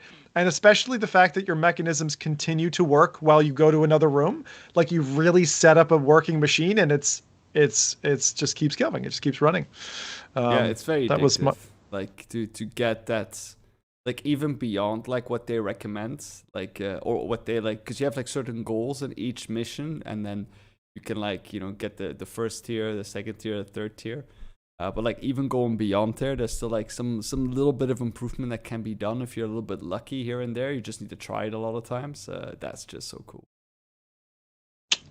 Man, proper enthusiasm from that. It was still funny when we were streaming it, and Rowdy's like, I need to play this game. Yeah. And then you just like, when someone you play someone in a fighter game or something and you beat them the first round and then they just get better than you and just beat you like crazy. That was kind of like what Rowdy did with The Last Clockwinder, because I started it and then he's like, no, that's mine, thank you, and he just ran with it. That's true. And I love that, because you don't get that often. Like Rowdy's very selective in terms of what he likes, so seeing that any year is amazing. So the studio should really take props. They've been picking up all kinds of awards actually. Just around the globe. I think it's a great game. It's a fantastic game. Meta thinks so. They named it as their game of the year as well. So there you go. Jose, over to you. So, what have you man. picked out for 2022? That's such an odd question because for me, it's not really a game. I mentioned it earlier, but I would be lying if I said it's not what has the most hours of 2022 in my Steam VR. And honestly, VR for me in general, it's Emu VR, Emu, Ostrich VR, for all regions. It's honestly but it's a combination, right? Even though the game came out almost 3 years ago, the emulator platform, but it's just it's the perfect moment to immerse yourself in that, right? Because the Quest Pro specifically, right, with the lenses, the iterations of the platform, and also the iterations of emulation, right? Emulation has gotten now to the point where you can pretty much stably emulate pretty much every console all the way up to the PlayStation 3 now, right? And the fact that you can interact with the software, and you can open up your jewel case and actually take out the CD, open up your PlayStation and put your Ape Escape CD, and you can see the reflections, and you can see the just the disc variations of just little intricacies that I remember, and the betterment of the lenses, the betterment of the graphics. It's just, you can kind of slowly start getting more and real, that I kind of am now to the point where I'm like, kind of wish it's like, man, I can't wait to start going senile. You know what I mean? Like, at least I have a little safe. It's true. I have a safe space, right? You think about people in retirement homes, and you start thinking about things like this, like, man, like, I get to revisit my childhood. These people don't get to. They're looking at newspapers, they're looking at magazines, and of their era. I get to actually revisit my games in high fidelity. It makes you be grateful for being just embraced by technology. So my number one, MVR. So sorry. Can you explain to me how this works in terms of like licenses, and like how do you get these games? Oh, it's legal. It's emulation 101. If you own the game, you can make a legal copy of your game. EmuVR is just giving you the access to the emulator backend. Just like Nestor, SNES 9X, all of these emulators, they're not giving you access to the games. They're giving you access to the engines, to BIOSes that they created from the ground up that have access to play these games. So you need to convert it. We need yourself, to translate, or like how does it work? Yeah, they're giving you pretty much the architecture. They're giving you the consoles, right? So the consoles, they're physical in shell. Now the console needs to know, okay, I'm a PlayStation, but in order for me to play PlayStation games, I need the BIOS of the PlayStation. You can only get that file if you actually legally own a PlayStation, and you rip that BIOS off of it. And then the emulator says, okay, this is your PlayStation. I'm going to run it as such. Now How do you do that though? Are you connecting a PlayStation to a PC? Yeah, and then, so it's called because that process is new to me as well. Yes. I've done emulation in the past, but it's been like, get a ROM file, have an executable, run the ROM file, and that's the extent to my emulation knowledge. But I think there's a lot of people out there who will hear, especially this podcast, and you lighting up like a Christmas tree, which is amazing. But they want to know how to do it. So how do they start? Where do they go? So the first thing to do is understanding what emulation is. I recommend everybody first go on YouTube and just look up what emulation and what is a ROM. A ROM is just a digital replica of the game cartridge. So there's a lot of hardware that exists. Like you can put your Nintendo DS cartridge into this USB reader that makes a digital backup. Now that's only half the step. Now you made a backup, actual one-to-one backup of your physical game. Now you need to do the same thing to the console. Consoles, on the other hand, they make it a little bit easier because they build all of the architecture, right? They build how the controllers interact, what the inputs look like, how it will render, but you still need the BIOS file, which is the license file that tells the software, this is a PlayStation, this is a GameCube, this is so and such, right? It's the proprietary decoder for the engine. So you have to back up those files legally. To be quite honest, there's a lot of ways. If you Google it and you YouTube it, there's people that already have those files readily to distribute. Yeah, right. Because this must be pirate heaven, right? Because there's no way that everyone who's playing this is like. Because, for example, with a cartridge, it's not that easy to back it up, right? You're gonna have to use some It kind of is. specific. It is. It actually. It's gotten, and that's a cool thing, right? Back in the '90s or early 2000s, your arguments made a lot of sense, right? These tools were, unfortunately, only found in Asian markets. They were meant for piracy only. But the enthusiast market for retro has actually increased. If you go on TikTok now, they actually have retro game shops, which are live streaming people buying their games, and they'll put them into a box, and they have thousands of viewers. You can actually buy tools on Amazon for like $20 that actually the analog, I think it's called Analog Ripper, that you put your SNES cartridge and it will make a digital backup. It's like, Right. Because that's what I mean. Because you need extra tools in order to bring this from a cartridge to a PC. Right. It's not like the best way to answer this is that for Taylor Swift. Taylor Swift's biggest record, her current album. Yeah, that makes perfect sense. That explains everything. On a cartridge. Let me get there. Let me get there. It's gonna blow your mind. Taylor Swift's album, which is #1 on Billboards, sold the most physical sales on any album, and it was not an album. It was actually vinyl.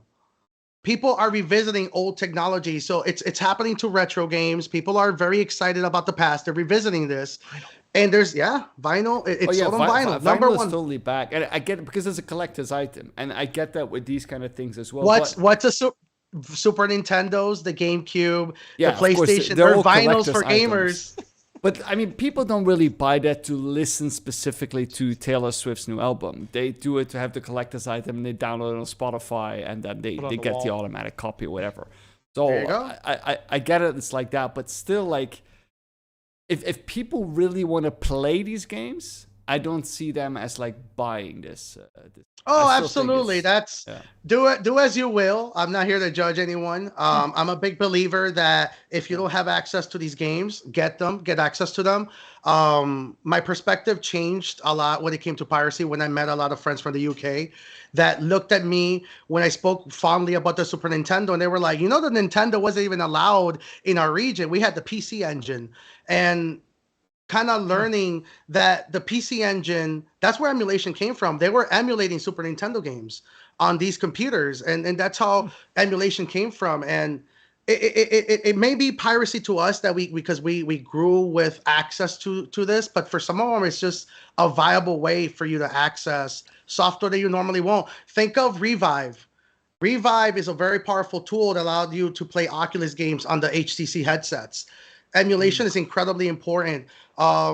If you connect the dots, that's the reason why I love tracking technology so much, is because PCs will eventually start translating all-in-one headsets very better than an all-in-one headset. Right. Well, one of the things that I think is a really compelling argument here is also, so I mentioned before, I've got a bunch of consoles, cartridges, CDs, and stuff from my childhood. But to be honest, to get that to work, it'll take a lot. It'll take a lot of doing. And actually, the Analog Ripper approach to it and bringing it into an emulator would actually be easier. And I'm one of those guys, Rowdy. I know there's not many who will do that, who take the extra leaps, right? Provided that those extra leaps are less complicated and or less expensive or time costly than doing the legit version. Like I mentioned before, right? I'm a big Chrono Trigger fan. I've got a Super Nintendo.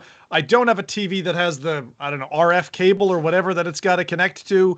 I'd have to hunt one of those down. Here in Toronto, those things sell for a fortune, like, several $100s for an old school TV. So like the cheaper route for me would be grab the cartridges, grab the console, do the rips, right? Still be above board and do it that way. So, and you get to relive a little bit about, about your childhood without having to hold all the tech equipment, the television equipment, all the cabling and all that in the house as well. So there's a very big personal reward for doing everything you just said, Zim. It's there's something beautiful of ripping your own Super Nintendo. Like for me, it was Super Mario RPG, ripping your own copy, and then you put it into the emulator. And because you ripped up the copy legally, the software knows the SMC code, which is the serial number of the game. So it backs up all of the data. So when you put it into the emulator says, oh, this is the SMC code. So now you get the box art. So now in your shelf in the virtual space, you got the box of the game. You pull of out your actual edition. and then you put it in the Super Nintendo, and you see your childhood save file. It really it's powerful. It is absolutely powerful. It can back up saves from the original cartridge as well. Oh yeah. Okay, you sold me on this, because I did not, before this podcast, I did not know. I knew that you could do the analog rip from the cartridge. I did not know you could bring your saves over, which is a big deal for me. That's the other thing is, of it all. Right, we need to wrap up the show now, because Zim needs to go and play. Yes, let's do it.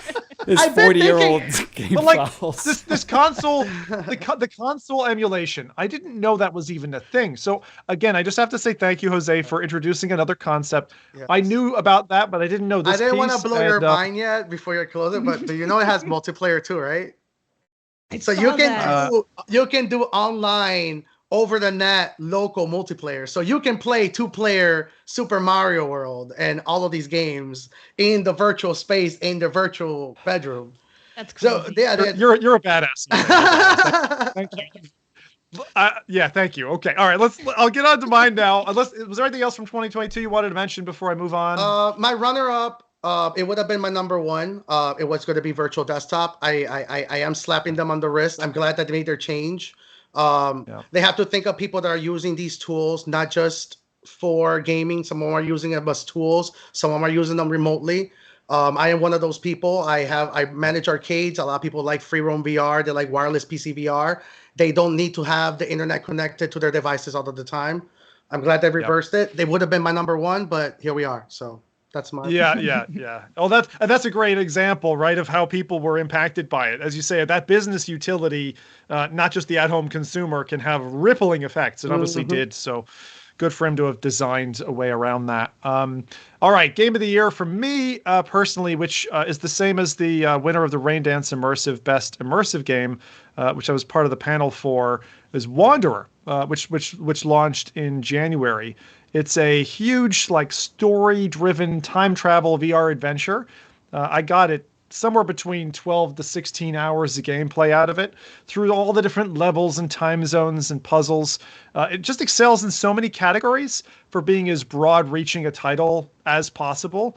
I didn't get a chance to play it in January because I was in the middle of moving my family to Canada, but I made time to catch up with it when I got my PC back, and man, it felt so good and freeing to be in a new country with a game as awesome as this was. And it went pretty quiet. Like January, it made a little bit of hype, and then it went very quiet. And it's been quiet throughout the year. I've only seen one other person give it their game of the year, which I saw. I think it was Gamertag VR. He mentioned it as well, and I was happy to hear someone else giving it some accolade, because this was just such a fun companion to have, and it did. I'm like Rowdy. I'm not a huge puzzle guy, but they tempt me, and then I try them, and sometimes I can get by. So you can't expect open world from this game. It's got great visuals, kind of characters, puzzles, and all that. Particularly the Nikola Tesla era. My eyes were just like, there's certain things that happen in the game, and I won't put any spoilers down, but I was like, wow, it's just dazzled me. It really, really did, and not many games managed to do that to me after 1,500 odd games that I've played, but it felt a little bit like the Invisible Hours and the kind of theatrical performance side of that, while at the same time reminding me of games like The Room VR, which have great room escape mechanics and a little bit of Gadgeteer mixed in there. So that's why that one for me took top spot. And I did want to mention a couple of other games, but that one by Oddboy was definitely the best of the lot for me this year. And I think if you haven't had a chance to play it, it's currently 50% off, so go pick it up in Steam. The other titles that were worth mentioning, I think, this year, and I'll just mention a couple. I'm not going to run trailers for these. Was Vox Machina had a Quest release, which the multiplayer for that game is incredible, and the Quest port is great. Story is a bit weak, all right, but The game was amazing.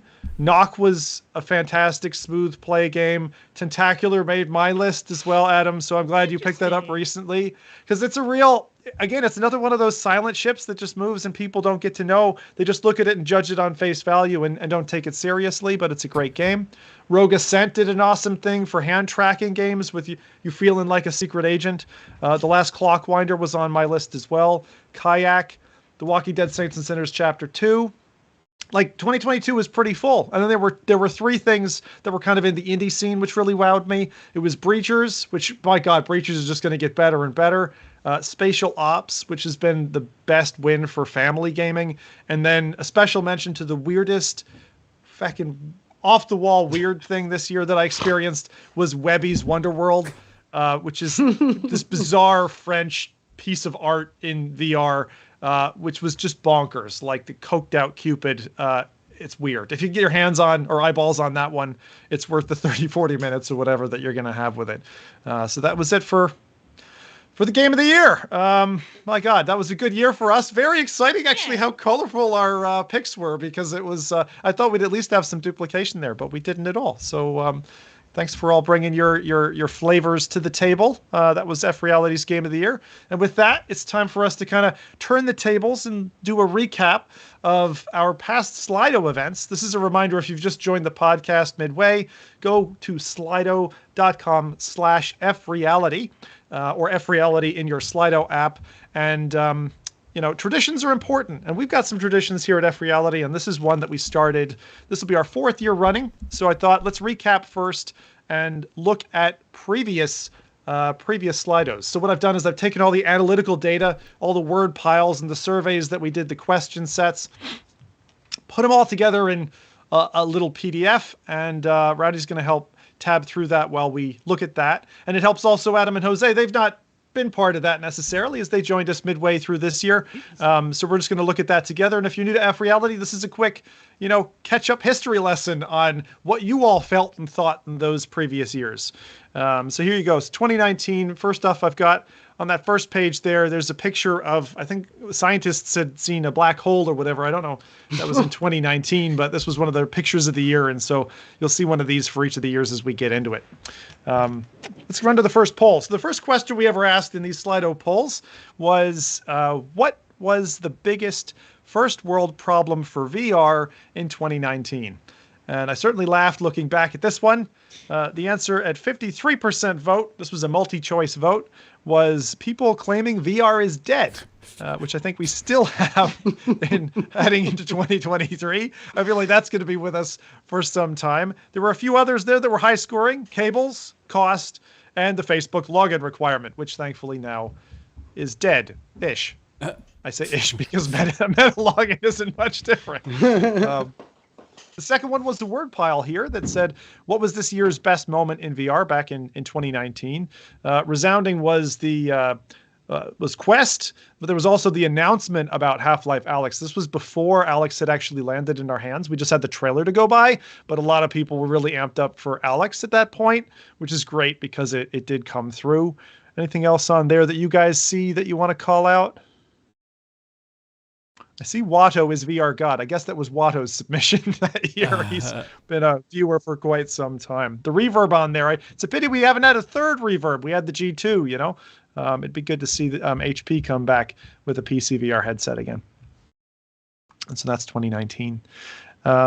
Then we've got a bunch of questions that were there. What game would you recommend? And all this. These are the kinds of things that we'll do a little bit later. So at the moment in your Slido app, if you have a question you want to ask to the crew, put it in there. People will upvote it if they like it, and we'll be answering those questions when we get to the end of this. Next on question 4 here is, what does the F stand for in FReality only? Looking for wrong answers. I like that fancy, French, and futile all came up, and at some point in our history, furniture has been mentioned as well. That we're furniture reality. But there's just some kind of fun ones on there. I won't try to pronounce all of those, else I don't know. I'll probably get banned. There's some fun ones in there. I don't know who put in Rowdy, unless that was you, Rowdy. Did you put in Rowdy? That wasn't me. No. Why not? So, French kiss. That was probably me. Yeah, that's funny. Oh, good. Frelling. What is? Maybe I shouldn't ask that question. I don't know what frelling is, but probably something naughty. I thought you said furry for a second. What was it? I thought you said furry. I was like, what? Furry reality. Furry reality. No, I'm out. That's it. We do have Fluffy. Fluffy. Close. Fluffy reality, right? I got that one. Now this is taking us back, right? This is 2 going on 3 years ago now. So question 6 was, what was your top VR game of 2019? Resoundingly at the center, which is a game that I think a lot of people, if they're new to VR now, won't even know, is Asgard's Wrath, which was an incredible title. If you like things like Skyrim, but you prefer more linear quest and absolutely visual treat for the eyes, Asgard's Wrath was incredible. Quite a large game. Again, an Oculus, now Meta exclusive. You can still get it. They were giving it away for free one year. I think that was 2020 or 2021 with Quest 2s. No Man's Sky is on there. Boneworks was on there, so it was big that year as well. But even things like Vader Immortal and Stormland. So we really had some pretty heavy hitters back then, right? I see that. What else is on there that's good? The Climb, for example, as well, and Blood and Truth. So those are some titles from 2019's catalog. The best VR accessory was next up, which was, we must have some Oculus fans because link cables there at the center, Oculus Link, which was really the advent of, I've got standalone, but now I can also, because remember, people, I was there in the crowd for it. People love the fact that they're like, oh yeah, they're taking the standalone headset and letting us cable. So now the Quest can become a PC VR headset too. That was a really big deal at the time. And I mean, to this day, it's still my daily driver. I know, Adam, you've got an Index. Jose, you're usually on your Pro. But for me, tethered VR is great because it means I can do it on the go, bring my headset with me. But if I want to, stay with my headset. VR cover was on there as well. Grips and accessories, is something we highlighted earlier today with modular headsets. It's clear that my YouTube channel wasn't dead yet either because I'm on this page again. I'm a favorite VR accessory. Apparently. Is that an insult or a compliment? I have no idea. Like an accessory to a crime, yes. I think there. No. Best VR headset. Again, I think it was a bunch of Quest Bros or something. So Quest in there. Rift S. Oh, Rift S. Jeez, I haven't heard that term in a couple of years now. Oh, gee. Index is starting. I'd like to say showing its age, but I know Index lovers will hate me for saying that. Reverb's on there. Pimax 8KX and the Vive Cosmos. Nintendo Labo. Nintendo hasn't dabbled in VR now for a couple of years. We need them to come back and do something special. And where's Google? Where's Google? Ever since Cardboard, come on back. It's a big deal. There's a lot of data to be had. Why aren't you playing in this game? I don't know. Maybe they're working on something like Apple in the background. This is interesting. Biggest disappointment in the year of 2019. I swear to God, if I'm on that page again, like. Let's have a look. No, it doesn't seem you are. I see Spider-Man and FReality not doing giveaways. Okay. Being one. Vive Cosmos is center stage. The Cosmos was a pretty big disappointment. Defector was another one. Looked so badass. Did not play that way at all, unfortunately. Someone said Pistol Whip. Actually, a couple people did, but I'm kind of surprised at that. I don't remember any negative sentiments against Pistol Whip, and certainly since then they've just been adding to their strengths. Pimax being on there, that's understandable. I have to say. Someone put Vader Immortal 1, 2, and 3. Yeah, very good, very good. So a couple of things on that word. These are called word piles, by the way. We'll be doing some of these a little bit later. Adam's curated some fun ones for us. The next one up, this was another question. What would you change about the FReality podcast? More females. Only took us 3 years. There you go, everybody. We did it. Guests, we are gonna bring guests back next year. Okay, we've been holding off guests particularly. They're gonna be a segment of the show. Probably not hold them hostage for the full 2 to 3 hour runtime that we have. Some people said interactivity. So again, this is something that we do at the end of the year. But if you guys really like this, let us know, and maybe we'll do more things like this where we get more of your. I like that it's just shorter in 2019. It's only gotten longer. It's only gotten longer. Oh my God. We did do a couple meetups. Maybe we need to do that too. And something like that. That's fun. More science segments. So Rowdy, that's your homework for next year. as well. Well, we'll see what they say. Maybe they're going to say something else this year. Question 10 was, what was your most anticipated thing coming in 2020? Clearly, Half-Life Alyx, Lone Echo 2, and the apocalypse, which we all lived through. Yeah, and someone put down sex, which is great. Great for you. Whoever that was. I hope it paid off for you. Mike's watch. Very honest. You remember that, Zim? Mike's watch? What? Oh, yeah. You two probably don't know, but the Mike's watch, he had a Siri on, and it said, I don't know, something about something sexual, right? It was hilarious, and it responded back to him live on the podcast. Oh, my God. It was great. Awesome. It was as if you set a reminder, Yeah, set a reminder for something sex or whatever. And we're all like, what? What was that? Yeah, that was good. So now we're on to 2020. It's like this AI art-driven thing. So it's, I don't know, it reminded me of Wheatley from the Portal series. Let's keep moving. So the first question to the 2020 audience now was, if 2020 was a person, what would you say to them now? The sounding sentiment here is, you're fired. I think it was a huge one there. Someone says, you owe me a drink. What the F was your problem? I said, good day. And go F yourself. Yes. So lots of hatred for 2020. Who was Felicia? I think it's just Felicia? like a Karen name kind of thing. Oh, okay. Yeah. Like people just did not like 2020, and little did they know they weren't going to like 2021 either. So, in 2020 we sampled and we said, question 2: what did you binge over the holidays? Cyberpunk 2077 was the biggest one there. So a lot of people doing the flat gaming, wanting to tie in. We talked about that last episode. The Expanse, which is a series, not a video game. I believe. And VR Paradise is on there. I've certainly played that myself. I'm surprised that got as many votes as it did, to be honest.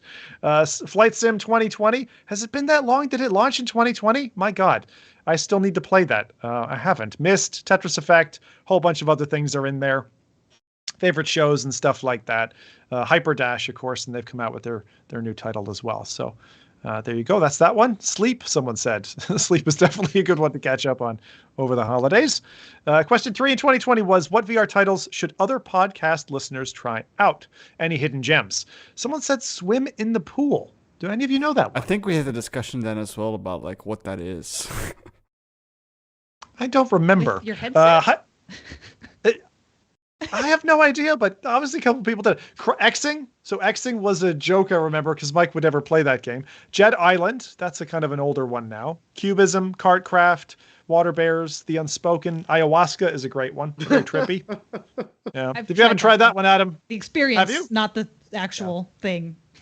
It's trippy. If you don't like snakes, maybe. I wouldn't watch it, though.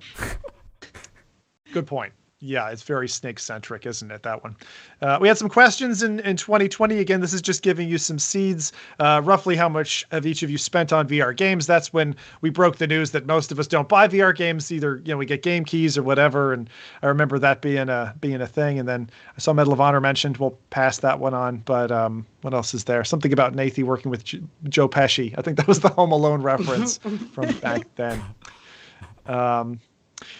And for 2021, there's this kind of awesome image that I think is from some kickoff in Mexico with the government. This guy in kind of full body armor. Okay. He looks like Judge Dredd, right? Like, it's totally crazy. That's like a real police image. So that's moving into now 2021. So this was last year's. What did you play over the holidays? Loads of people saying After the Fall. Of course, that was such a killer last December, right? Walkabout Mini Golf, cough, cough. I'm just going to say that to my wife there for a second. Halo Infinite, people still hoping that comes and gets VRified. There's a mod in the works, I understand, but I don't think it's been out yet. VR Poker, Beat Saber, Demio, still on the list. Pop 1 was big last year. I'd say still lingering. Rec Room's on there. Richie's Plank Experience, which is a Christmas classic. And Jupitergrad, which is another fun title if you haven't tried it out. I believe the second one's in the work at the moment for Jupitergrad. Okay, what were your highlights of 2021? This is the one we were advertising with today's podcast. End of COVID-19, which was, still going. Not with the same lockdown effect, thankfully. I still like you know, that Mike's Siri moment is a close runner-up to the end of COVID. That was a classic. That was really classic. Eye of the Temple was a good one there. Lone Echo 2, Gorilla Tag when we did that with FReality with a bunch of the audience as well. That was super fun. As chaotic as you can imagine that one would have been. Question 3 here was the hopes for 2022. So AAA VR games. I think that's on everyone's wish list, like as a permanent installment. PSVR 2. Okay, you didn't get it in 2022, but 2023, it's coming. We're actually getting it. Look, HP Reverb G3 is on there. I still would like one of those. That would be good. Or any competing PC VR headset that you could just cable up. Looks great on a cable. That doesn't cost you $15,000 though. That would be great. Deckard info. I didn't realize that Deckard has been kicking around that long. That we've been talking about that since more than a year ago. And Moss 2 is on there. Firmament is also on there. I want that this coming year. I know a lot of people probably will have forgotten about it, but Firmament, the next title from those behind Myst and Abduction and some great puzzle games. So there's that. And then we had 2021. It was funny. I put a test one in there in the questions, and it got all the way upvoted, which was just, can I get a hug? Because I think a lot of people in 2021 were not feeling great because this was our second year or almost second year under lockdown and all the restrictions and stuff. And I was packing my family, getting ready to move. So it wasn't easy for me either. But anyway, we've survived the last year. So that's great. A few more questions I had there in the Q&A. And then we come to JWST, is it? The telescope, the James Webb Space Telescope, and the amazing pictures we're seeing from, hundreds of light years away to start us off into 2022. And this is where I'm going to hand over the reins to Adam to kick us into that. So just a reminder for everybody. Adam's going to be the admin here. She's holding the mic for this. We've got some questions lined up. I think it's 9 in sequence. And get your apps up. We'll participate. Gentlemen, you guys got to participate too. Get your phones out. Or works in a web browser just as well. And so that's Slido.com/FReality for the first segment. But I think we've got 3 different segments. So I'll leave that to Adam to direct you as we go from one to the other. If you've just got some random questions, you go to the Q&A tab and you throw in your questions there. Otherwise, let the show begin. Yeah, so I believe the link that I put into chat should work. That's the one that it gives me for the event. But we are breaking this up into 3 segments because, spoiler alert, we only have the free version, and the free version only allows us to have 3 questions per chunk. Per segment. Yeah, per segment, however you want to break it down. But I'm going to go ahead and launch the first one. This is going to be a word cloud, and you'll see some returning questions on these as well, some good warm-ups. But this one is, what did you play over the holidays? We're curious to know. Ooh, that's a good one. Multiple answer as well. So I think you can put in as many as you want. The way these word piles work best is if you have like 5 things to say them each on a separate line. Because then if someone else says the same thing, it joins together. Oh boy.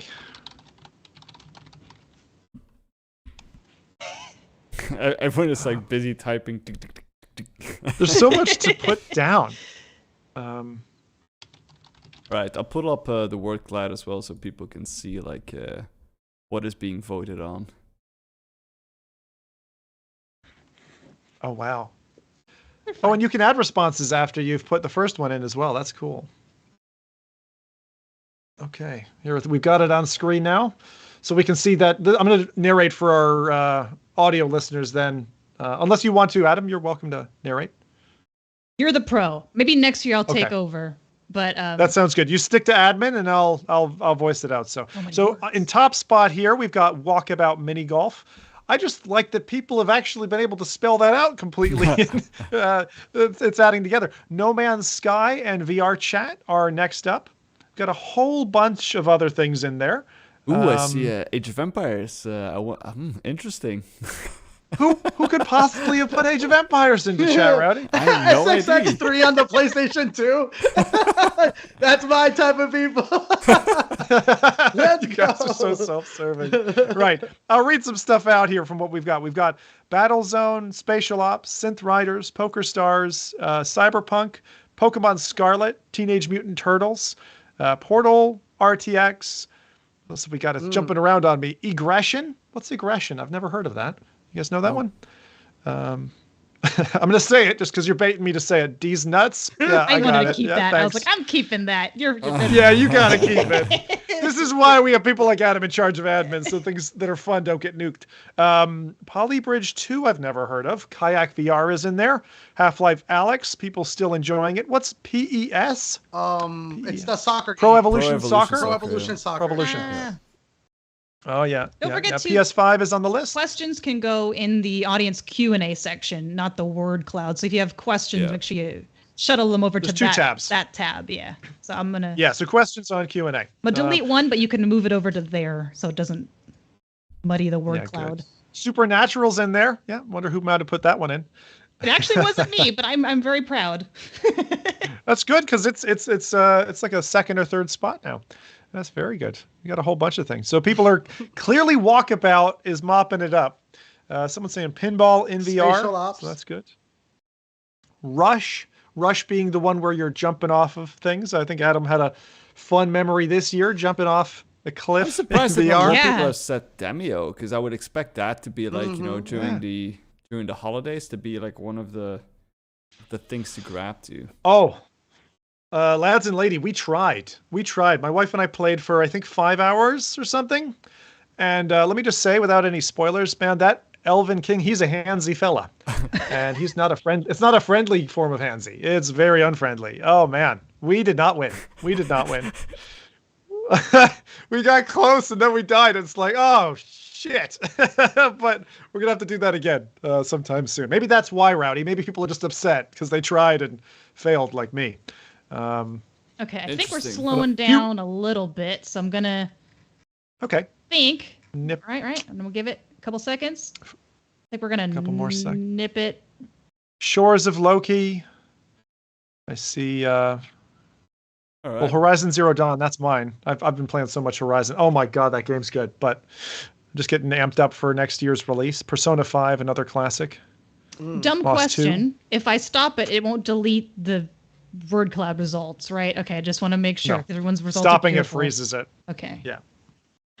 There we go. Yeah. It just disappears for us. Yeah. So we don't see that anymore. And it basically will force us back to the Q&A. So if you want to add questions, do. I'll just also mention that you can ask anonymous questions, and I recommend you do. Okay? So please ask us anything that's on your mind. It can be controversial as you like. Don't mind. Just go ahead and put it in there. That's that. We do this once a year, and it's for that purpose. If you want to see something improve with the podcast or whatever, got a question, land it in there. You can do it anonymously. All right, I have also Adam's opened the launched next the one. next. This is what were your highlights of 2022?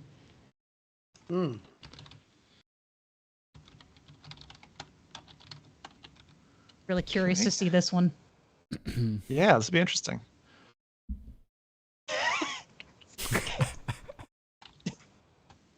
I wonder who put that one. I have no idea. FReality Crew V2. That's a nice one. Damn, that made me happy. That's sweet.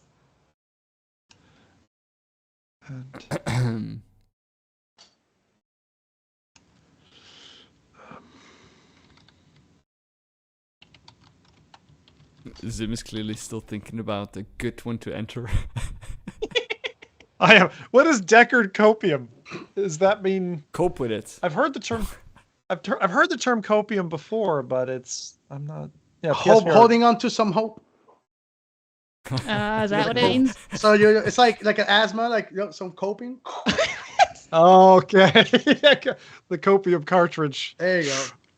I used to be one of those kids. I had an inhaler. I still remember the taste of it. It's like a metallic, life-ending taste. Coping with disappointment. Got chocolate in there. I approve of that. That's my Oh, highlight aggression of every is year. a escape room thing. Yeah. Oh, same here. Oh, I begged my wife. She hides chocolate in the house so that I don't eat it all. I'm gonna put a controversial one here because it's anonymous. You're gonna see it, and some people are gonna be like, "Whoa, did Jose just say that?" But Yeah, I saw it appear. Because the timing. Yeah. So we've got, I'm just reading off the screen now. Can you show the results to people who are entering, Adam? It'll make it easier for me to read out. Share results. Repeat that again. Yeah, you did it on the last one. If you share the results while people are entering, it shows us the word cloud and the web browser at the same time, not just on screen. Either that or mine's stuck. So. I think it's doing it for me. After I entered it, it's showing the different things. Yeah.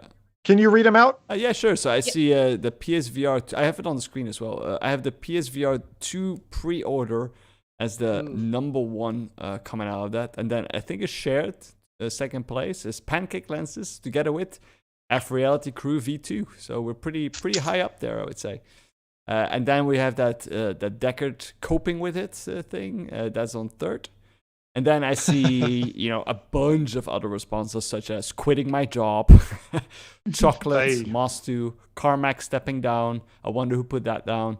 Skyrim VR, Quest Pro, ChatGPT, Half-Life 2 VR, the RTX 4090. Yeah, it's just a bunch of comments. Ah, very good. So those are your highlights for 2022. Yeah. There was one good one, selling my house, receiving my Steam Deck. Those are also some really good ones. Oh. In that order, selling my house, then receiving. I mean, I don't know if it's from the same person, but at least maybe. He still has his kidneys, I hope. Yeah. Oh man, there's something about the angle of your headset behind you, Jose. I blinked for a second and I went, "Oh God, he's got a PSVR 2 behind him." Oh, I would have it here. That would have been so awesome. I'm gonna halt this one so we can start on with the others because we still have a couple other chunks. Good chunks. Don't worry. Yeah, sounds good. So the next one is: what are your hopes for 2023? Oh. Definitely got some good ones here. Yeah, I wonder. We're probably gonna get some COVID responses here. I'll put it up on the screen as well again.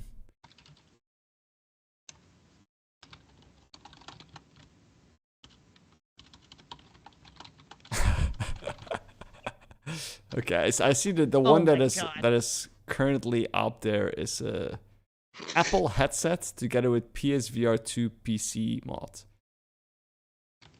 And I think I know which one Zim entered as well. Oh, really?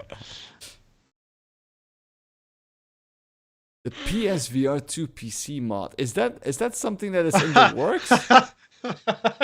It was not me. I did not put new Tool album. Okay. It wasn't me. That's another 13 years to wait. Sure. I'm a big fan. Sure. I promise it wasn't me. That's great. And I didn't put down playing more Age of Empires. No. So I'll read a few more out here. We've got Apple XR, PSVR 2 PC mod. Jeez, yeah, definitely want that. Firmament, Half-Life 3 VR, Behemoth, playing more Age of Empires. Rowdy. Oh, it wasn't me, I promise. Wireless PSVR 2 option. Jeez, yeah, I know. I heard they were tinkering with it, but I think they're just talking about that to get people amped up. GTA SA VR, because we still haven't heard more about that. Accessories. Someone just really wants accessories in 2023. What? AI plus VR. That's a good one. No judgment. What else is in here? Vampire Survivors VR. I don't know how you would do it, but if you can bring that gameplay into VR in a compelling way that doesn't just break because of the transformation, absolutely bring it, because that would be quite cool. Again, we're doing this live poll at Slido.com/FReality, or if you download the Slido app, just enter FReality if you want to participate. You can do so anonymously. Okay. Quest Pro updates are there. You can throw Links Jose is there, the MR like, headset. I'm going to put something, but it's going to be anonymous, and then you just wait for the next thing to pop up, and you'll know it's in. then you first put it in the Q&A, and then afterwards you put it as an option too. Yeah, seriously. There's a PSVR 2 aim controller here. I don't think we're going to see an aim controller. We might see a stock or something to connect the controllers, but I would be surprised if we got a dedicated aim controller. new rock stars in VR. I suppose that means like a Rockstar game, or does it mean a new Rockstar personality, right? No, like someone who's. Oh, okay, yeah. I was Yeah, thinking see, I took it as the game. Me too. That's That's what what I was thinking thinking. that way. Less Misery is a good one. Stranger Things VR. Oh, that's being worked on, isn't it? I forgot about that. Yes, indeed. I have no idea how that will look though. But yeah, good question. They've done it before. Is that Servios? Who's working on that? I forget. I know Servios has got some title. We've obviously got the Ghostbusters stuff coming as well next year, a few other things.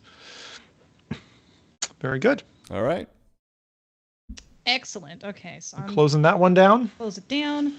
I do have a request. We're actually going to skip over to 3 before 2 because something happened with 2 where it just duplicated the same, and I'll refix that while we do it. So let me hop over to another chunk, and I'll send out that link here. Okay, so the link's coming in chat, and you can also go there. So we've got a new chunk, as Adam's putting it. If you go to slido.com/FReality3. So that's slido.com/FReality3. Great. Okay. Good to go? Okay. All right, so the first one will be, are there any XR or gaming events that you plan on attending in 2023? This is like CES, PAX, E3, if it might actually happen, it seems like.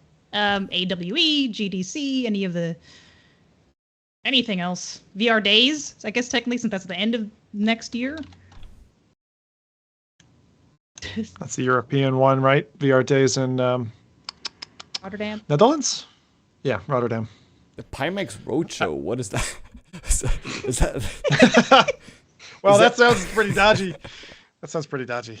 No. I think they actually do have something planned. Isn't that a Q1 thing? Pimax Roadshow? I think we talked about that a couple of podcasts back. I just don't have it in my head. Pimax. It sounds like some kind of like they have a truck and they drive around the country, Exactly. I was thinking more like a dodgy old estate or something. They pop open the trunk. Got a couple of headsets. So E3 is the biggest one here. VRTO, that's VR Toronto. I look forward to that for sure. Valve Deckard reveal event. Obviously not scheduled yet, but maybe. PAX would be great. I've been to PAX East before, and that was super fun. What's AA, or is that Alcoholics Anonymous? Is what do you have a little bit of a drinking problem, maybe? That's all right. You can look forward to that. Do they have Age of Empires? No, I don't think so. Any event in VR because I'm lazy. That's a good point. The virtual events or something. You know what's absent from this, and I'm absolutely in that absent part as well, is nothing from Meta. Meta's events, as much as they're like a keynote, kind of like an Apple one, I'm so less enthused than I used to be about them. I don't know. They just don't feel real anymore. They feel like they took the actual excitement out of it with all the leaks. Like all the leaks spoil the news in advance. And then the show themselves feel a little bit slanted. I want to experience that again. I love it. I'm wearing a bloody shirt from Connect. I loved Connect. I really did. But I want them to bring back physical Connect. They really need that because it brings people together, and any event that can glue VR people together at a VR event, hats off. Money well spent. Tokyo Game Show's on there. We had them earlier this year. They did that cool combination of VR arena that you could go and visit at the same time as the actual game show. I think that's what they should do. Agree. Because they're a virtual company, or at least they portray, meta reality, the metaverse. I do think that the event's main thing should be in something called like the metaverse. But I do think that there's an important physical aspect that should be present as well. Yeah. I will say, good call there, Rowdy. That's like Tokyo Game Show is probably one of my bucket list one day. I'm like, man, it'd be so fun to go. VRTO, I plan on attending this year. If that's going to be in July. I think it was July last year, so probably July this year too. To go say hi to all my Canadian friends. Hey. Yeah, exactly.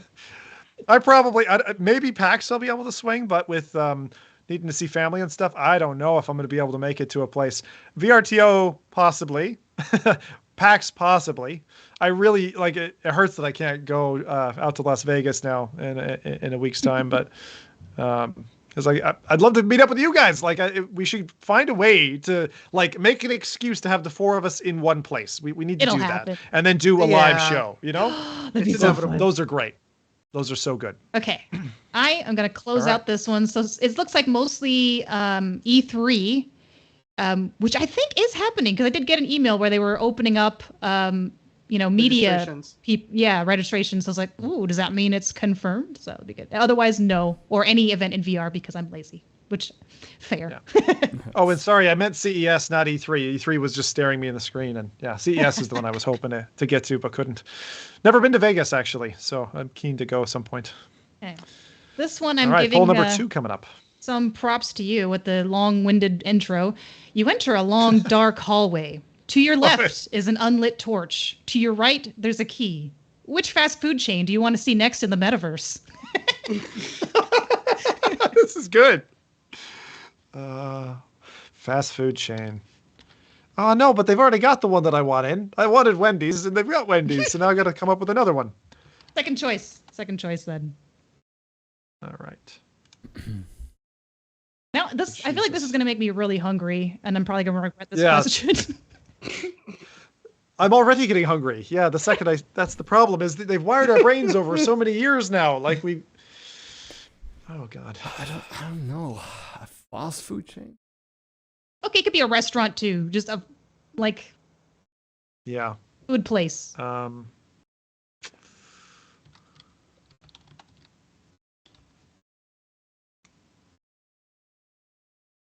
Waffle House. Yeah. I have a lot of those on the West Coast.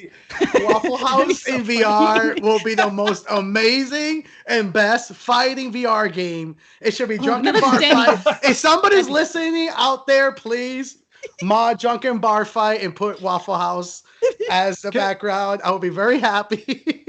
What is it with waffles? What is it? What? I just don't get this. I need to understand. Like, I'm half American. I should know this, but this is culture that I'm missing. Like, what is it about Waffle House that makes people fighty? Maybe because they're open all the time. It's like 24/7. It's like 400 square feet.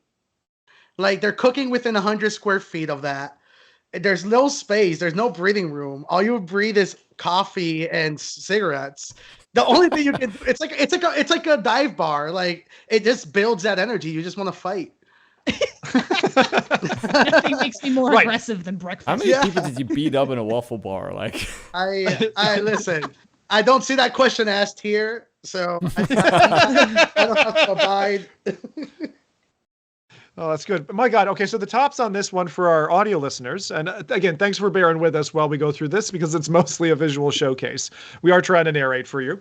Taco Bell and Waffle House. like people are far too nice. Like there's only one that should be listed here, and that is Hooters. Hooters. Yeah, Yes. there we go. That's a smart I heard choice. Hooters is dying. Isn't Well, Hooters 3D. going away? Yeah, the perfect reason to bring it to VR.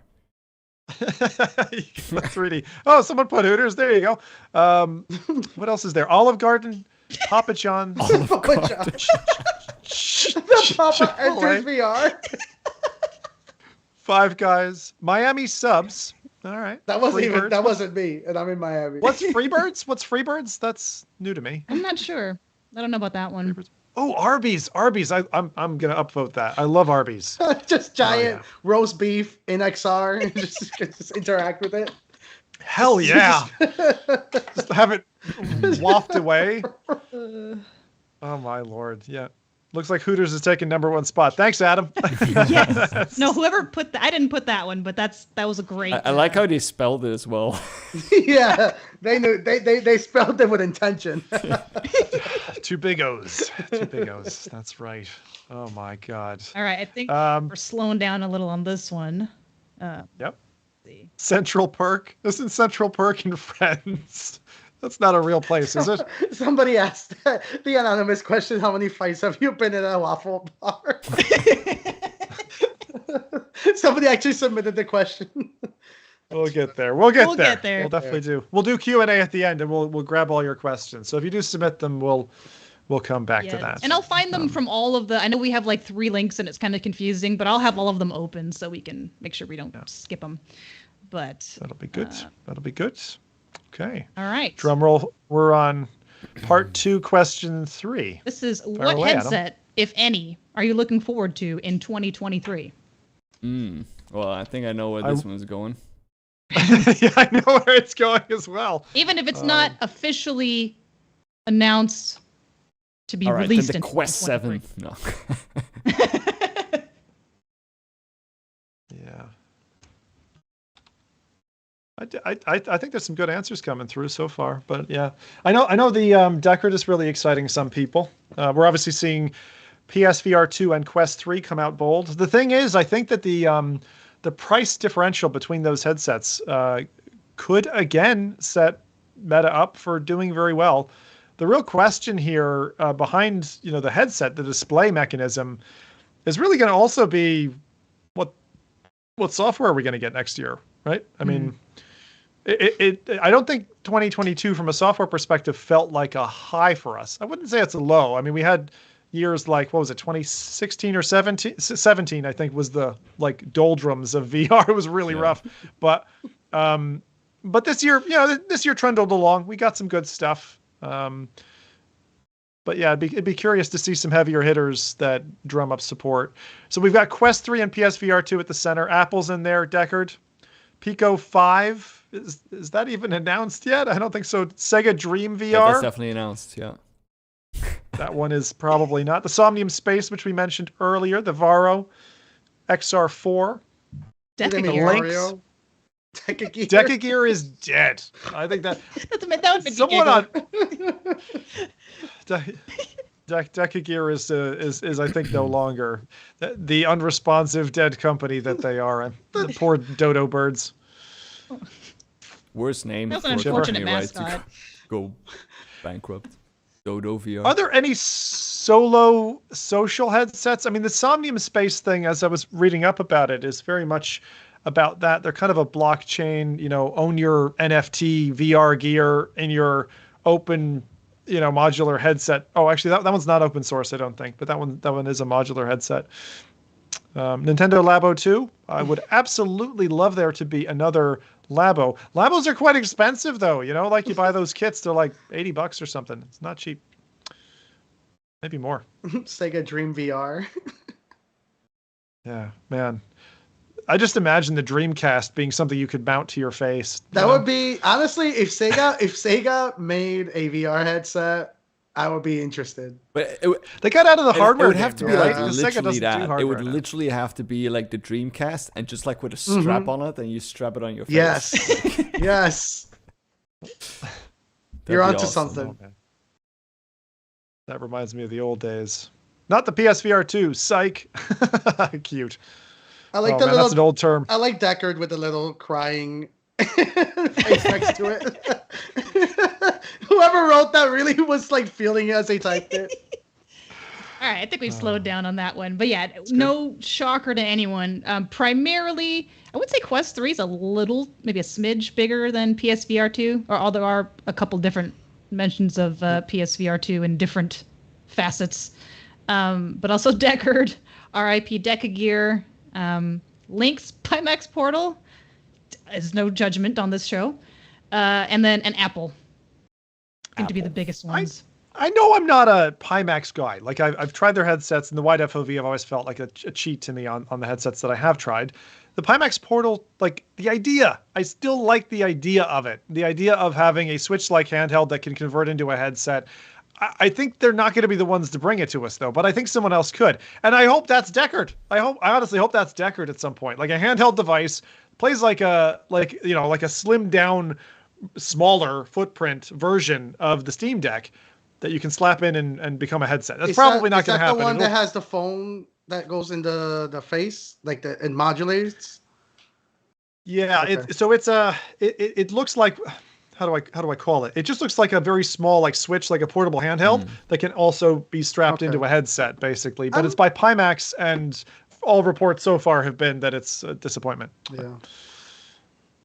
All right, I have slapped a new link for the final 3 word cloud polls in chat. Let's see. Let me start this one off with a bummer question. What was your biggest disappointment from 2022? Okay, so we're at Slido.com/FReality 2. Yes. Okay. But that's always a tough one. You got multiple spots. Put all of your admissions, or I don't know. From 2022. Wife cheating on me in Walkabout with her mother. No, I'm not going to put that. Or I might.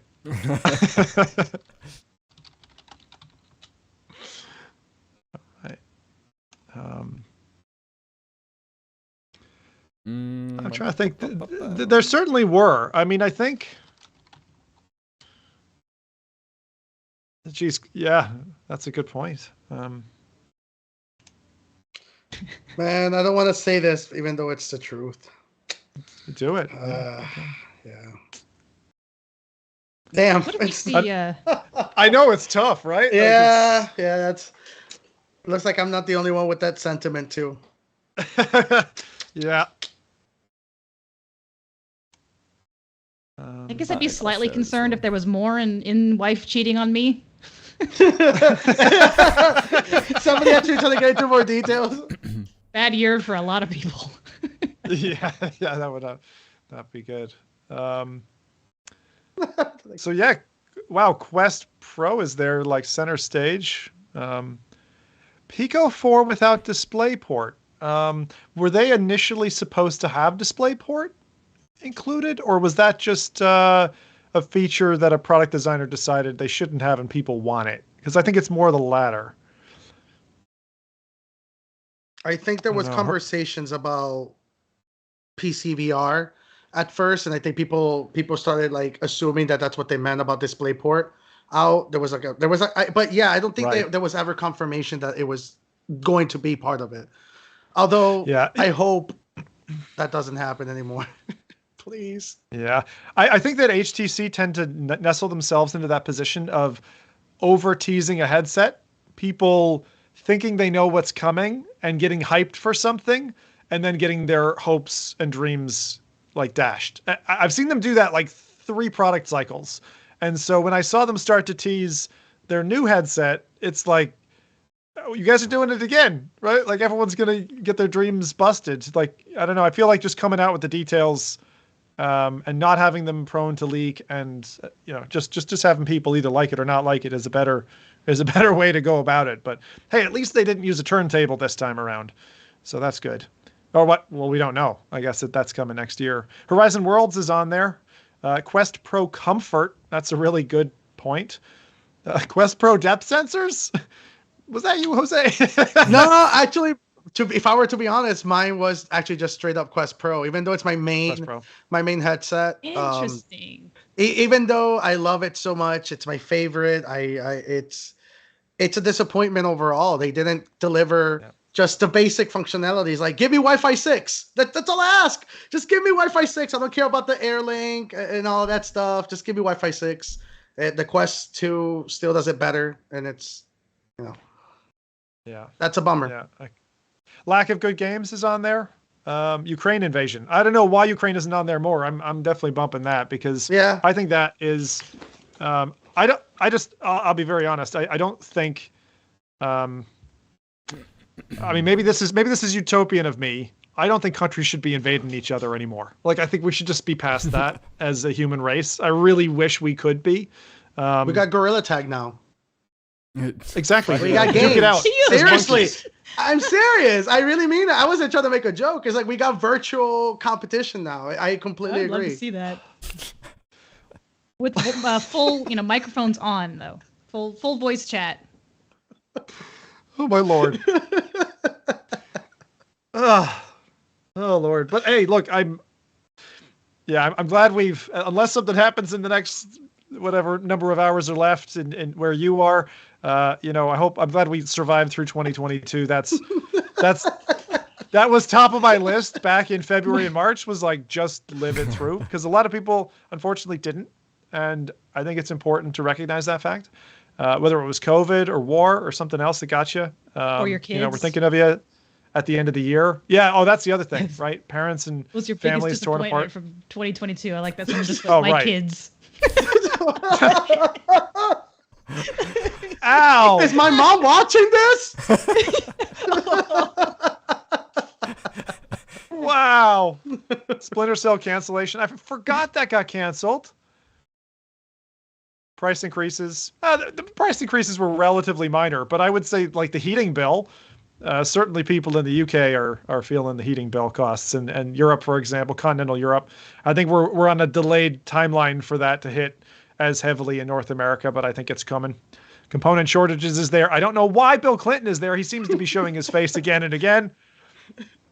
I feel Troll like we element need is like a backstory rife. on some of these personal ones. Like, I need more explanation.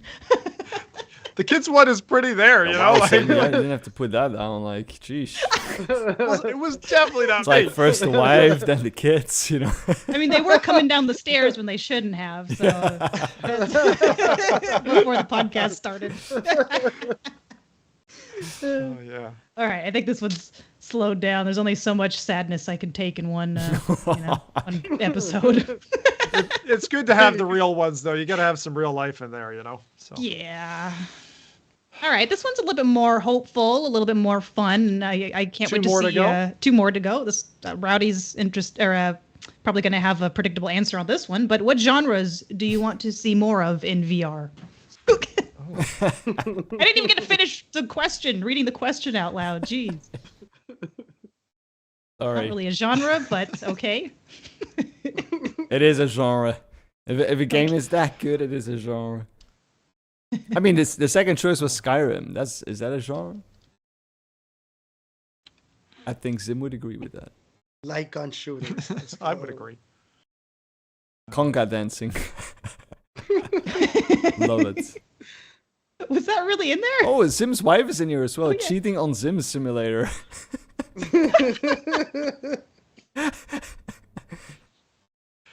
I feel like I'm at the butt of this podcast today. That's not You brought it on yourself. Maybe I sewed my own. It's You on brought it on yourself, yourself. making a weird intro to your story. Somebody put Boomer VR. Oh, God. Boomer VR is just pretty much like Line Simulator. Oh, yeah. People really don't understand the definition of genre, I think, but that's okay. It's still good. Light gun shooters. Yeah, exploration games. I mean, I'm surprised we still don't have legitimate native VR Minecraft on Quest. Why is that not a thing? I don't know. Maybe Microsoft. I mean, Microsoft is now ponying up with Meta with the whole Quest Pro licensing, all their suite. So I hope that's coming. It should. It really should come. Yeah, and I still think, like, I mean, jokes aside, but like solid RTS titles would work really well as well. Tabletop down. Yeah. I really think that would be cool. I don't know what the genre would be called, but I'm all for the kind of stuff that Adam was talking about, like the Kayak brought to us. I said before, like walking simulators, I like stuff like ayahuasca, things like sound space, things that like get you to kind of trip out in VR. For me, I love that stuff. We don't get a lot of them. We get very few. We had a whole wave back in 2016 of like, hey, relax, sit on a beach and be in VR. And nobody's like, I want to sit in a headset for 10 hours, just sitting here in virtual sand. But I would like that to come as headsets get more comfortable. We'd like more of that. Ooh, I want more Popular survival sports. Racing games. Very good point. There aren't many racing games actually that are proper VR games. They're all kind of like adaptations. I'd like to see more. I know Rowdy's kind of against this. You're counter it, but to some degree, like I don't mind if you go halfway house. You take a AAA title and you bring it to VR. Like Yes. I've said, Cyberpunk on the last episode. Like do that properly with the native devs. Don't have it be a mod or grab a mod. At like the GTA mod, for example, Rockstar should grab the people who modded that, hug them. Give them money for 12 months and spit out for sale whatever they produce. That's what I want. I want them to do that because almost all of my, top 10, top 15 games have been those kinds of games. There's a lane for it. I know a lot of old school like seasoned VR developers don't like the idea of their games, or pancake games as we call them, being brought into the VR space because they're not designed for VR. But it's a new genre. It really is a new genre. It's a new approach to revisiting games. It's the equivalent of playing old school games in a virtual world. You're revisiting these games. You're just interacting with them differently. I do think that for that to happen, maybe a controller of sorts has to be created, similar to like how the Switch has those controllers that kind of connect together. It would be cool to, like a controller that kind of like connects together and turns into like a retro game for kind of those kind of old school games. Exactly. And there's a couple of things in chat as well that are being called out. So like Space Sims, arena mode, like Space Pirate Trainer, more stuff that's like big scale or uses your rooms. I like that as well. Star Wars, Star Trek franchises made for VR. Like Bridge Crew died, and kind of like Werewolves Within was a fantastic multiplayer experience. And like just as I was trying to get into it with my dad, the Quest support died for it and it just stopped working. So it's like, oh man, I missed that one, and I don't like missing great games. What else is on here? Pass-through gaming, action adventures, co-op campaigns. Yes. I still think that a lot of VR is person plus another person. Like just have buddies able to have a great time, couples, friends, whatever it is. That really makes for fantastic VR. Getting 4 people together is kind of difficult. More than that, even more difficult. But definitely one-on-one gaming is a big deal. Puzzles, sci-fi, MMOs, location-based games. T for God Locomotion, that would be good as well. So I don't know if they can do that, but T for God's meant to launch next year as well. Looking forward to that. A VR MMORPG. We have a few, right? We have a few. Zenith is probably the strongest in that category at the moment. And still begging for multiplayer and separately survival games. So a lot of good stuff in there. Kids games for kids, not adults. I can see definitely a need for that. It'd just be so hard to regulate. 100. It's more platform based, Yeah. But that's a good idea. I feel like thumbprint control will come to that. You know what I mean? Like when the headset knows who's wearing it, and it'll be able to automatically gate. I don't know if people, even me, will like that. Like I like to be able to be like, okay, my daughter wants to play this game.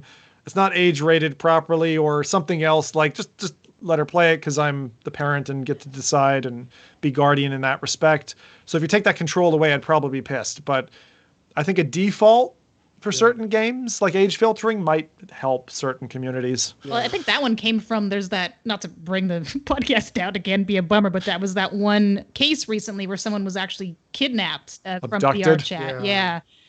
Which is scary.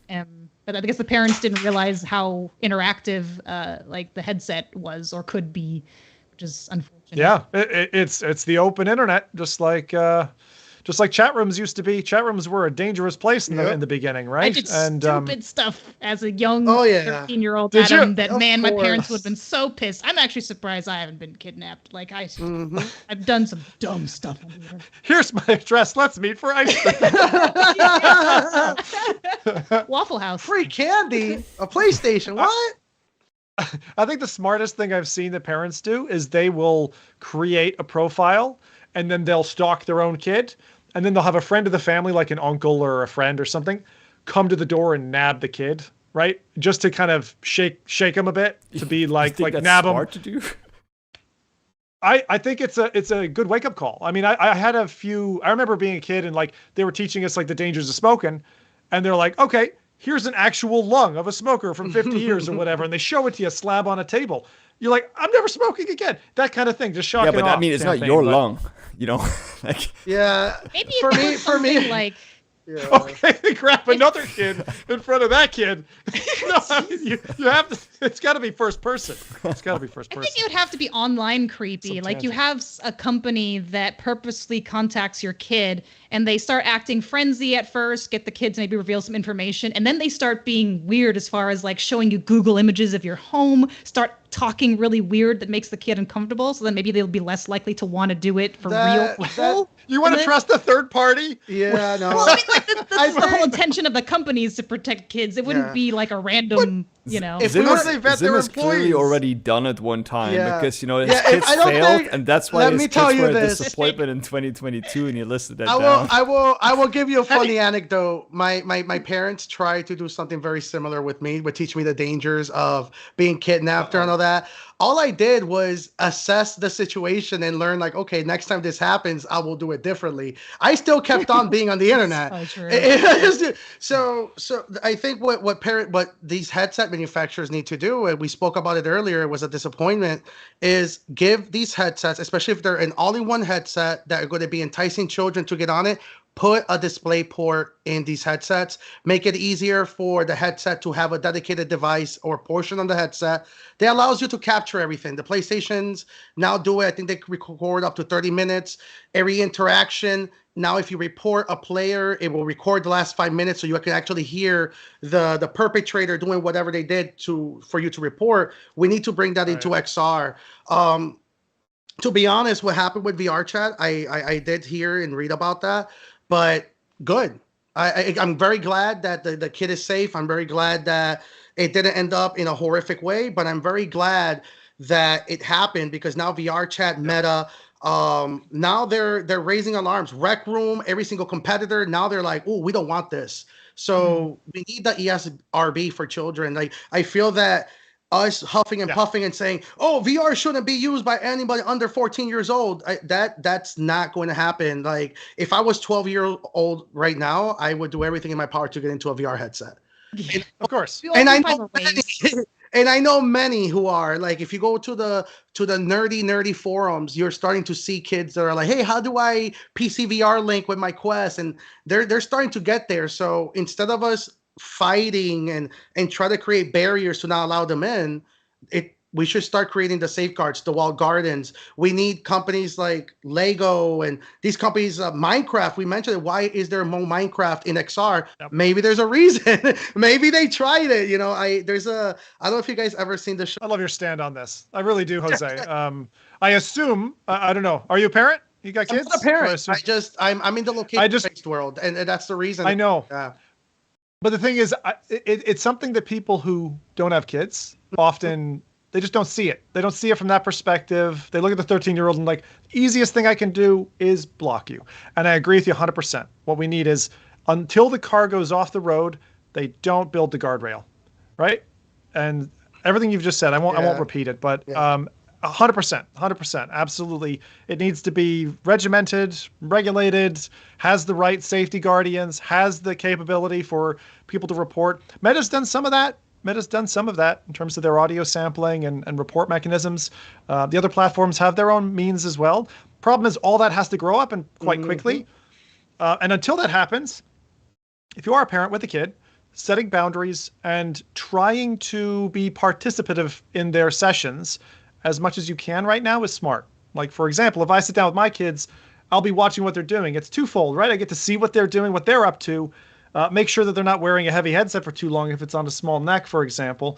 And, you also get to help them out. It makes their place experience better because they're not frustrated with some design thing that only makes sense to an adult. So that was fantastic. Great stuff. We have a question left, or? We do have a question left, yes. Okay. All right, let me go ahead and launch it here. Bum, bum, bum. We are getting there.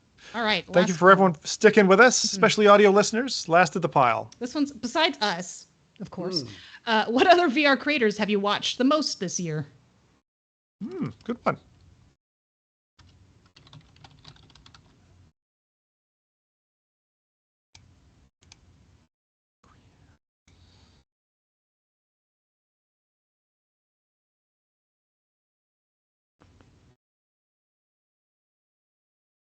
It's like confession time.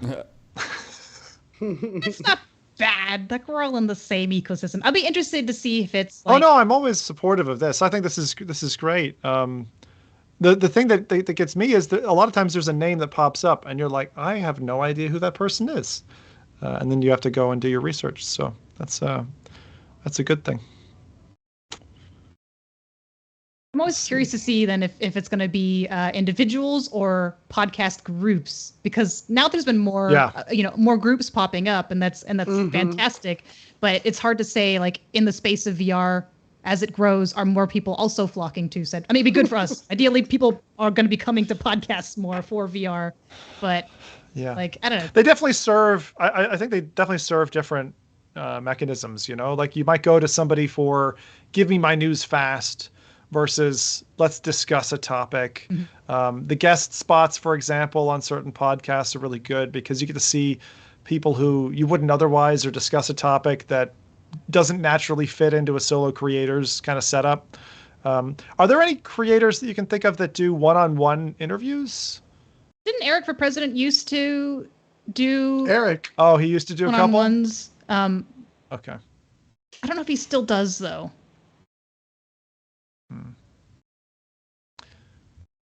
Some good stuff here. Besides us, what other VR creators have you watched the most this year? Pornhub VR models. Appreciate the honesty. Maybe it says Pornhub. Hey. No, that's also possible. Wait, that's true. That would be 5 stars. Asterisks, I mean, blanking it out. Oh, jeez. You got a whole bunch of people here, so that's good. Tested. Oh, this is the year that we lost Tested from the VR scene. Unfortunately, that podcast has gone its way. Unfortunately, sadly, it's Bradley at the center of that as well. Very good. So you've got Virtual Strangers, Tech Bonju, Thrill Seeker, Between Realities, Coffee and VR, Paradise DK. We've got Wolf in VR, VR Oasis, Without Parole. It's jumping around on me now. VR Grid. Nathan's in there. Tatiana, who's carrying now, so congratulations to Tatiana. I'm so excited. I know what that's like. Beat her at CES. You know what that's like? like? To meet her. Interesting. I hope she's having an okay time of it. I mean, all 3 of my wife's pregnancies have been a lot of morning sickness. You know, it's like you suffer as like a lot of people think about delivery, but like the months in the run up to can be really rough on the lady. So I thought you said all 3 of my wives were pregnant. all 3 of my wives. What did you say, Rowdy? That the New Year's is supposed to be you want more? It's more. Do that bit too literal. Get me out to Salt Lake City, hey? All right, let's see here. So which wife was the one that cheated on you out of the 2? Oh God. MRTV. I'm gonna ignore these people now. Beardo Banjo. I like Beardo stuff. Upload. Polish Paul. Oh, I haven't seen his name in a while. Polish was great back in the PSVR days. Tyriel Wood, he always does great through the lenses stuff. Josh Dubb. I don't know. Let's STFU and play. The Mystical. VR Grid is on here as well. Upload, of course. Upload. Yeah, they've been going through their own transformations of staff this year. Yeah,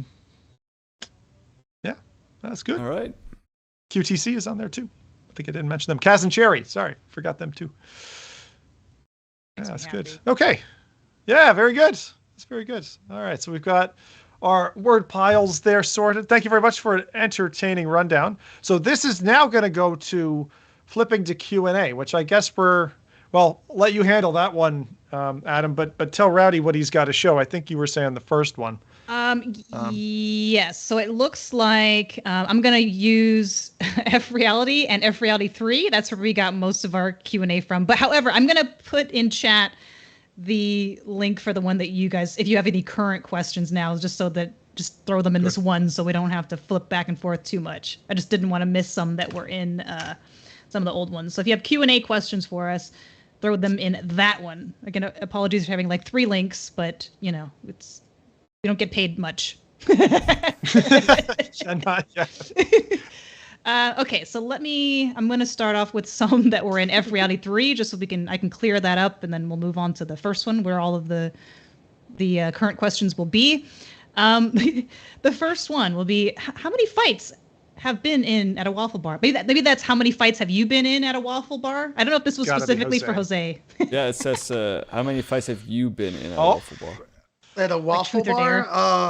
Oh man, that's a grand total of, I'm gonna hate answering this truthfully, but it's been about 0 times. I actually never been into a fight at a waffle.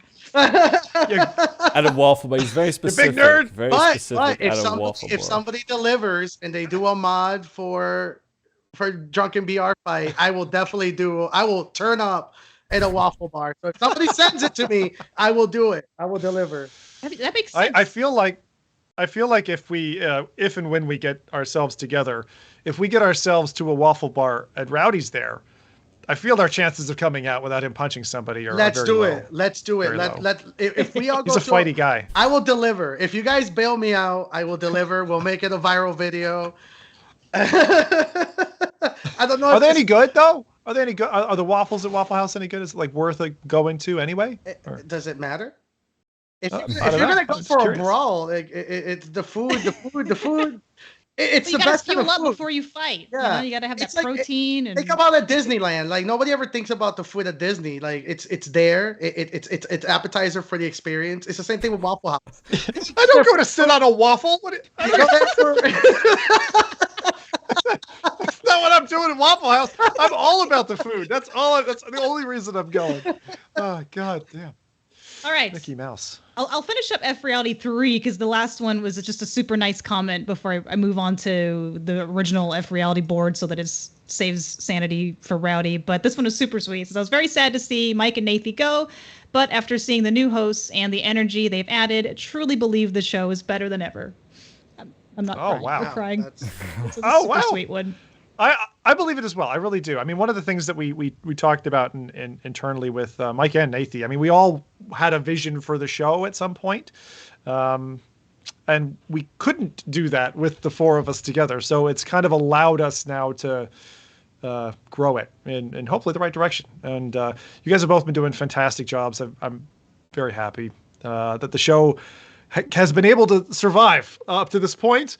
And now it's time to thrive. Now it's time that we spread our wings and get really the real FReality energy into this and out there. I think part of that is going to be meeting in person. So I do mean take that seriously. We've got to get ourselves together. We're all on the same bloody continent, so we can't even. We could drive very long drives. meet together in Oklahoma. All right, something like that. Yeah, they were. I'm sure that Jose will agree, but they were very, very, very big shoes to fill initially. So I wasn't really sure on starting. I'm like, oh man, I don't know how we're gonna receive. I mean, Jose's super smart guy, but I'm a relatively just small. Like, I mean, if you're comparing to like Mike opposite. and Nathy, like Jesus Christ, like those guys are huge. So I was like, So there's always that kind of slight imposter syndrome. But you know, when Mike started out with us, he had like 600 subscribers. He was a baby boy. Oh. Yeah. Nathy just passed the so- 100K mark. I think I was sitting at a 50K. Zim was the biggest Twitch streamer in VR. So Mike was the small baby there, right? Yeah, the thing is trajectory. Just like if you see something, if you want to feed a part of the market, right? You want to grow. Kind of like the energy I'm seeing out of Jose at the moment. Like, get your face out there, get your name out there. That's why I reached out to you guys and said, "Hey, do you want to come be personalities?" I meant it, So that's hopefully the platform we are going to keep up for you. Keep the legs on it, and you guys just. We're only going to get better, and it's so cool, right? Adding to what Adam said, it's overwhelming of sorts, right? Because it's not just the personality that we're trying to say, hey, this is a different flavor, and it's we're going to do our best to fill in that that void, but it's also what the void represents, right? There's a lot of enthusiasm that Nathy brought in, right? That everybody brought into the space, that the audiences are coming to and expecting, right? So we're still, in my opinion, we're still delivering that, right? We're delivering the knowledge, we're delivering the enthusiasm, the eagerness, the entertainment side of it all. It's just a very different flavor, and to get the blessing of the entire team, and it's been super cool. It's Nathy, specifically Nathy, man. Like Nathy has been super kind and sent me messages behind the scenes and just little tidbits on how to get better, and it's just so cool. It's like, okay, this is, you kind of get into that 8 Mile Eminem moments. Like, this is, you only get one chance, one opportunity. Mom you know spaghetti. what I'm saying? Mom spaghetti. Yeah, literally. Yeah. Oh, yeah. It's super exciting. And yeah, like I can't wait for next year. Yeah, that's well, and that's it. I love that. That was a Waffle House fantastic- fights. Let's get it done. Woo! 2022. All right, let's get to some questions before I start crying. Okay, let's do this. So the first one we have, this is going to be in the normal FReality board that I shared in chat, and I'll reshare again after I read this. The first one is more of a kind of a technical curiosity question from Zig13. Do you expect there to be a return to outside-in tracking in 2013 to allow for smaller or lighter headsets, or do you think outside-in is dead? I think outside in is dead for the most part. I don't know. I'd be would say very the opposite. surprised if I saw you. And where do you see it being used in that way, Jose? You think Hybrid. For I think all right, fire away. we're expecting things to die. It's the same conversation as VR is dead. Tracking is here to stay. It's only expected to get better. Think of like full-blown desktop CPUs and single cell phone CPUs. They do kind of the same thing, but they're very different. Same comes to tracking. There's going to be elite levels of tracking. They're going to be able to track, to a very tiny fragment, very detailed. That's going to be outside in. It's going to be scanning all the time. Think of submarine technology getting into your household. But then you're going to still require the broader tracking, the headset-based tracking for like the Quests for singular style uses. Right. Two different flavors, but if you really want to get the Ferrari and get like super high-end tracking, that's going to be outside in until the technology gets better. So my answer, just to caveat it a little bit, because my answer is very much consumer VR user. I feel like the cost of external devices tracking the headset is to some extent prohibitive from that evolution that we're going to see in those headsets. So for I'll call them the Quest user, the person who's not spending a lot of money for what will become whoever eats that space of the most popular consumer VR headset, I feel like all in one, even if it's a cabled experience, I feel like having extra accessories on your desk mounted on a wall, all that setup, I think we're done with that. I mean, I get your point for other applications like enterprise, entertainment, but I wish I could talk about. Do you see it in consumer as well? Oh yeah, think about the Index. The Index is still selling like hotcakes. They drop out the price. The base stations can stay where they're at. The only thing you're upgrading is the headset. So what happens when you release an all-in-one headset that uses the outside-in base stations already, and they're adding an extra tracking layer to the all-in-one headset's tracking layer? So now all you have to upgrade is the headset. You still keep your Index knuckles because the Index knuckles are fantastic still. You can still do everything that a Quest Pro controller can do. You just upgrade the headset. And now you have a headset that functions all in one, can track your Index knuckles, but it can also do, up to 30 by 30 square feet, highly precise tracking. So the price goes down for home consumer. Can we take this on a pivot for the controllers? Because this is a guy who's had a good amount of time now with the Pro controllers. I'm curious what you think about that solution, which is honestly quite a complex multi-camera solution. It's very smart. I love the engineering, but like, is that going to survive when it comes to, will we see that in Quest 3? Will we see other competitors, Chinese manufacturing, copy that and clone it? Like, is that the new standard for controllers now, or 100%? Are people going to still base light-based tracking? I think we're going to see all three of them racing to see who does it best, and eventually, Valve PC platforms are going to say, "Oh, we don't care which one you're using. We're just going to have the software to translate it all the way." Think of the Steam Deck, but for VR. It doesn't care if the game is designed for Windows or Linux. It's translating it to be playable on your device. So it's going to be the same thing. It's going to be running Quest tracking style for PCBR architecture. It's going to run Quest. It doesn't matter. It's just software emulation running and translating the tracking layer. That's the reason why web VR became so prominent, because people figure it out. It's like, oh, wait a minute. If you standardize the development style, everything can just run it. So everybody's going to go towards that approach. And you're going to see it. Windows XP versus, that's what we're going to get towards. Windows XP for VR is just a little bit of code that allows all styles of tracking, doesn't matter what device you're using, to just run as it should. Thanks, Jose. I like how broad your perspective is on this, because I certainly have a more limited view. I'm like such a consumer, you know what I mean? I don't get to see any of that other stuff happening, and it's great to get an insight into that. Okay. So that was a bit of a tangent. I apologize. We may have to miss some questions because we don't want to keep you guys here forever. It's nothing personal, but just we have quite a few. Want to make sure we get through. But this one's actually for Rowdy. Why no more content? Oh, but it's very simple to answer. It's just time.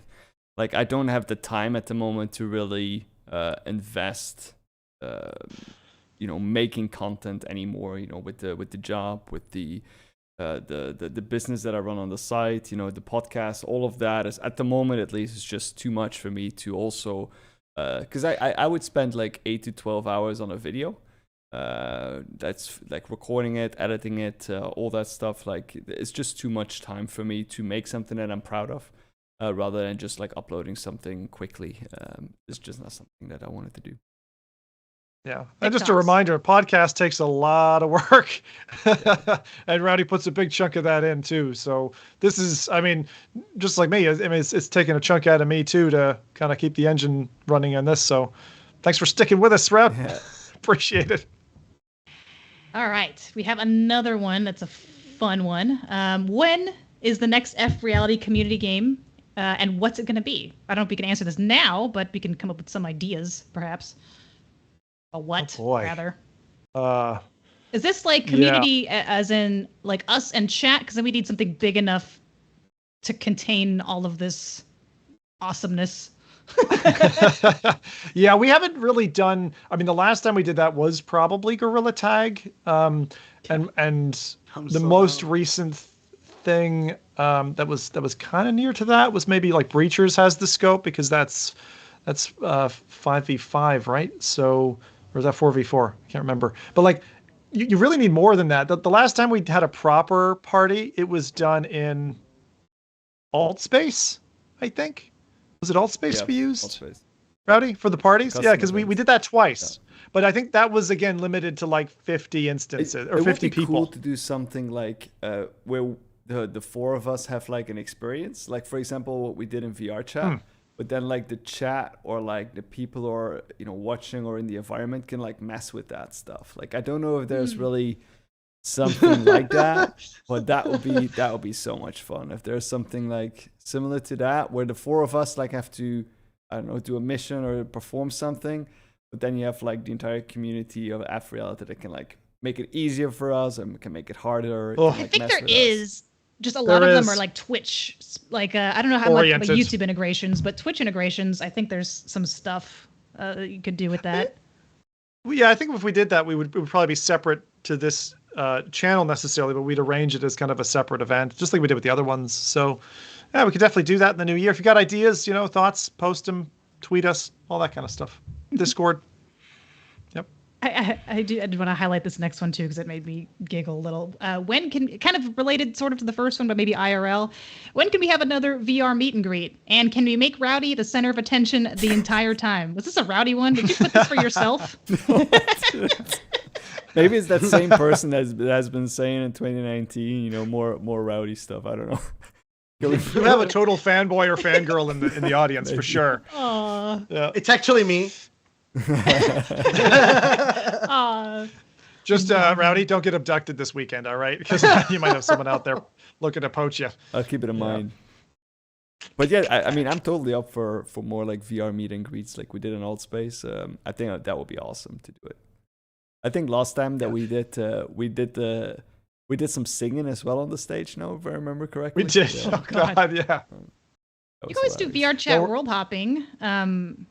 Yeah, because there's more. I feel like you could do there, and you can have large amounts of people, and there's like just mini games and maps and stuff you can do. A lot of options there. There's loads of fun stuff you can do. We got to find a holiday, like maybe I don't know, something like a Valentine's Day or an Easter or something, and just maybe build it around that, and or make up one ourselves and do it all the time.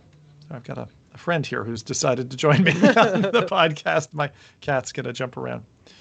All right, I've got All right. two more. Any other questions? Two more. Yeah, two more. They're fun ones. They're fun ones. Maybe not as serious, but it's been 24 years since my last partner.